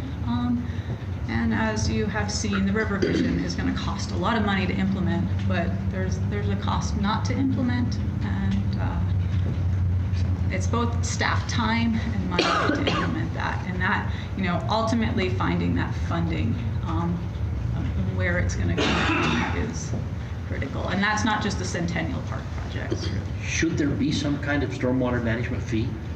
I would recommend, yes, that getting a stormwater utility fee would make Tom's life a lot nicer, and certainly would. We were there once before, and we ended up having to refund it back out to everybody. So I would say, traveling down that road, you want to be very careful, because we've been stung already once by it. And probably Joyce is the one person in this right here who was here during the previous attempt. And we put it on the utility bill. It got vetoed, and we had to sit and refund everybody back whatever we had collected. And there was a lot of discussion, and nobody could come to an agreement on the impervious space. So we've done a couple things to learn from that experience. Mm-hmm. So one, I had one of the interns last summer did a lot of mapping of impervious spaces, so looking at commercial areas in particular, and they're all really well mapped now. We have some additional work to do there, but we wanted to make sure we were moving in that direction. And two, and this is probably much more important, is other communities in Idaho have also faced the same issue and dealt with this, and so they've been moving forward on getting legal opinion on how to craft an ordinance so that it can withstand a lawsuit. And so cities of Moscow, Lewiston are moving forward. I believe it's Lewiston. I know Moscow. And so there's some opportunities to follow. Coeur d'Alene's the only one that's successfully been able to implement a stormwater fee in Idaho, but they've successfully, I say successfully because it hasn't been challenged in court yet. And eventually somebody will move into there, they will challenge it in court, and that will give us an answer. It's been challenged a number of times. Every time it's been challenged, the stormwater fee has been overturned, and so this one in Coeur d'Alene will be interesting if somebody does challenge it to see where it ends up. But that's the only place, I think. That is the only place. I know Moscow's looking at trying to do something. Boise's looking at trying to do something. Ketchum's looking at trying to do something, but nobody really legally right now, with the legal understanding of the what's happened in the past legally, you just can't. So I think our best hope is the work that Moscow is doing of getting legal input on ordinance language. What are they doing different? They're just getting input on how to write it so that the utility is in compliance with state code. Now, Pocatello's ordinance wasn't legally challenged. Voters passed a referendum and then the council followed the voters' wishes. But Twin Falls was, I think, Twin Falls or Caldwell, Nampa, and one other community, and I'm blanking right now. I was not prepared for this discussion. So they did go to court, and they did back. It was reversed, and so it's one of those things that it's literally the unfunded mandate. We have no way of funding it, and legally, as of yet, Coeur d'Alene's been able to run a very, very solid education piece called Save the Lake. And so people love the lake, and so they're willingly paying a extra fee monthly on their utility bills. But So my recommendation right now is, well, there's two avenues. One is to push forward and get our own legal advice. The second is to wait and see what Moscow gets and see where they lead with that. And I can come back to you with a report on where they're at. And let you know. I can certainly follow up with all of that, and it won't take very long. It wouldn't be a lot of work to let you know where things are in the state with current efforts statewide by different municipalities. Have we looked outside Idaho? Yes. Oh, it's very common in other states. It's the norm in a lot of other states. And so one thought is, do we need to change state code? So AIC was going to look at that, but I think the prevailing thought at this time is that Moscow might be finding a way in that is in compliance with state code of how you craft the language. And it has to do with, are you charging everybody the same, or are you charging for services provided, and how you craft that. It is a very fine I'm assuming Moscow will get done with that, implement it, and then it will need to be challenged in court to see what happens with it. Another key component is making sure that you keep those funds sacred and identified just for stormwater, similar to our enterprise funds. No commingling is what they're. Yeah, we don't even like that word anymore. I don't like it either. But it also means I have to have another fund created. Sure. And we did. I think it was Fund 36 when they did this one. Yeah. Way back when. Okay. Thank you. Yes. So, personnel budget, so there's an overall decrease that's due to just a turnover and change in employee.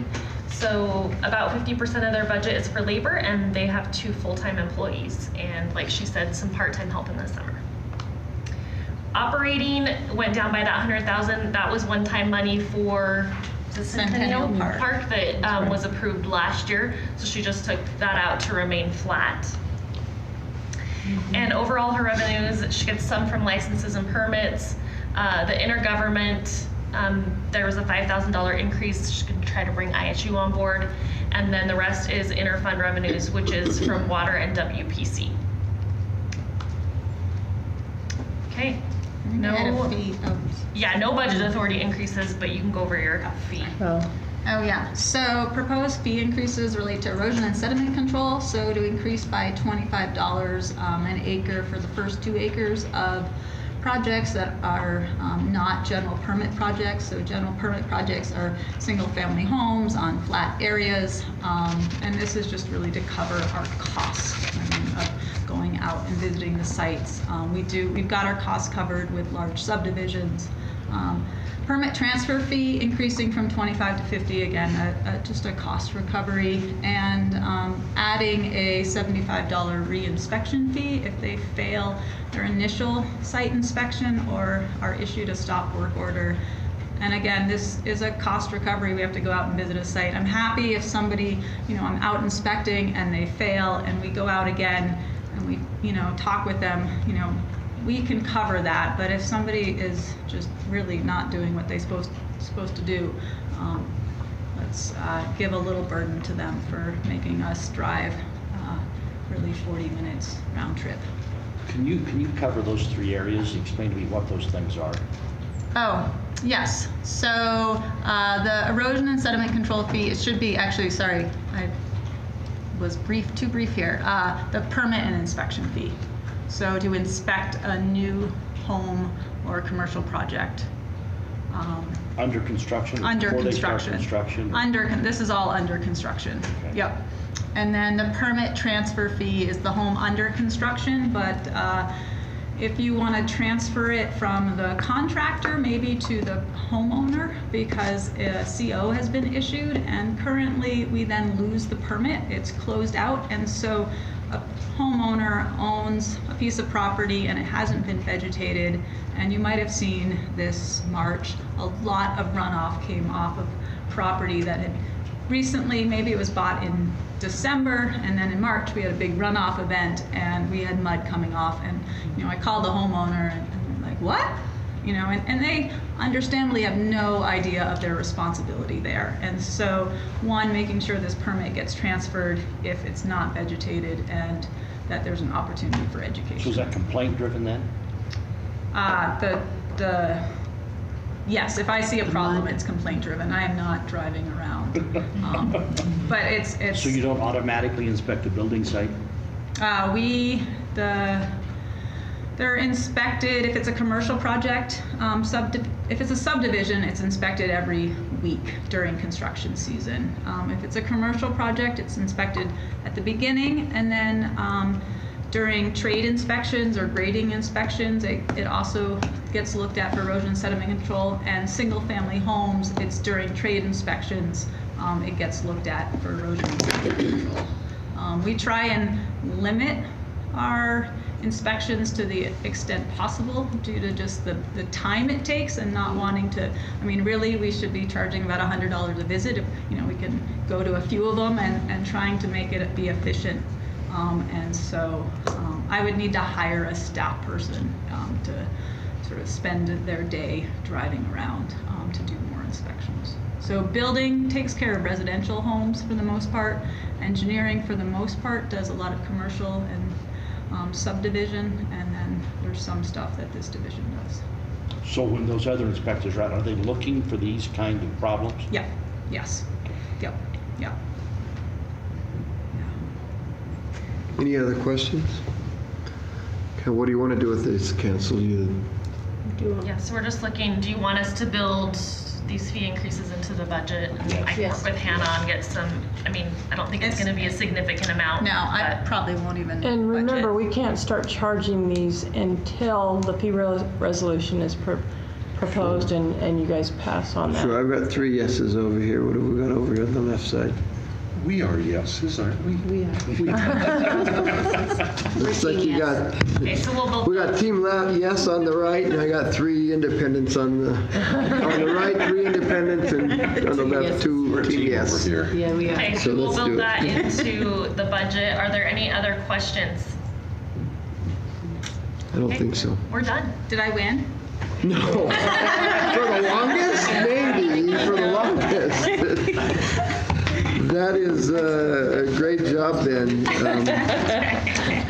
And thank you, Ashley. Anything that we need to be aware of moving forward? What we need to? The next meeting will be next Thursday at 9 o'clock, Hannah? and we hope to be done by lunchtime. Thursday at 9, and who are we going to be hearing from? We are hearing from street, fleet, engineering, airport, planning, CDBG, animal shelter, transit, and library. And in the meantime, we're going to try to work on where we went through most of the interfund departments today. We're going to try to work on those interfund fees so we can get those built into the budget for all these other departments. So Perfect. we'll Super. try to get those in there. We'll get them in there, I'm sure. And service level reports should be getting to you guys soon. We're a little behind on those, but that way you can have a little bit more detailed information of what the departments did for FY18. So. Perfect. So next Okay. Thursday. Thank you very much. We appreciate it. Thank you. With that, we are adjourned.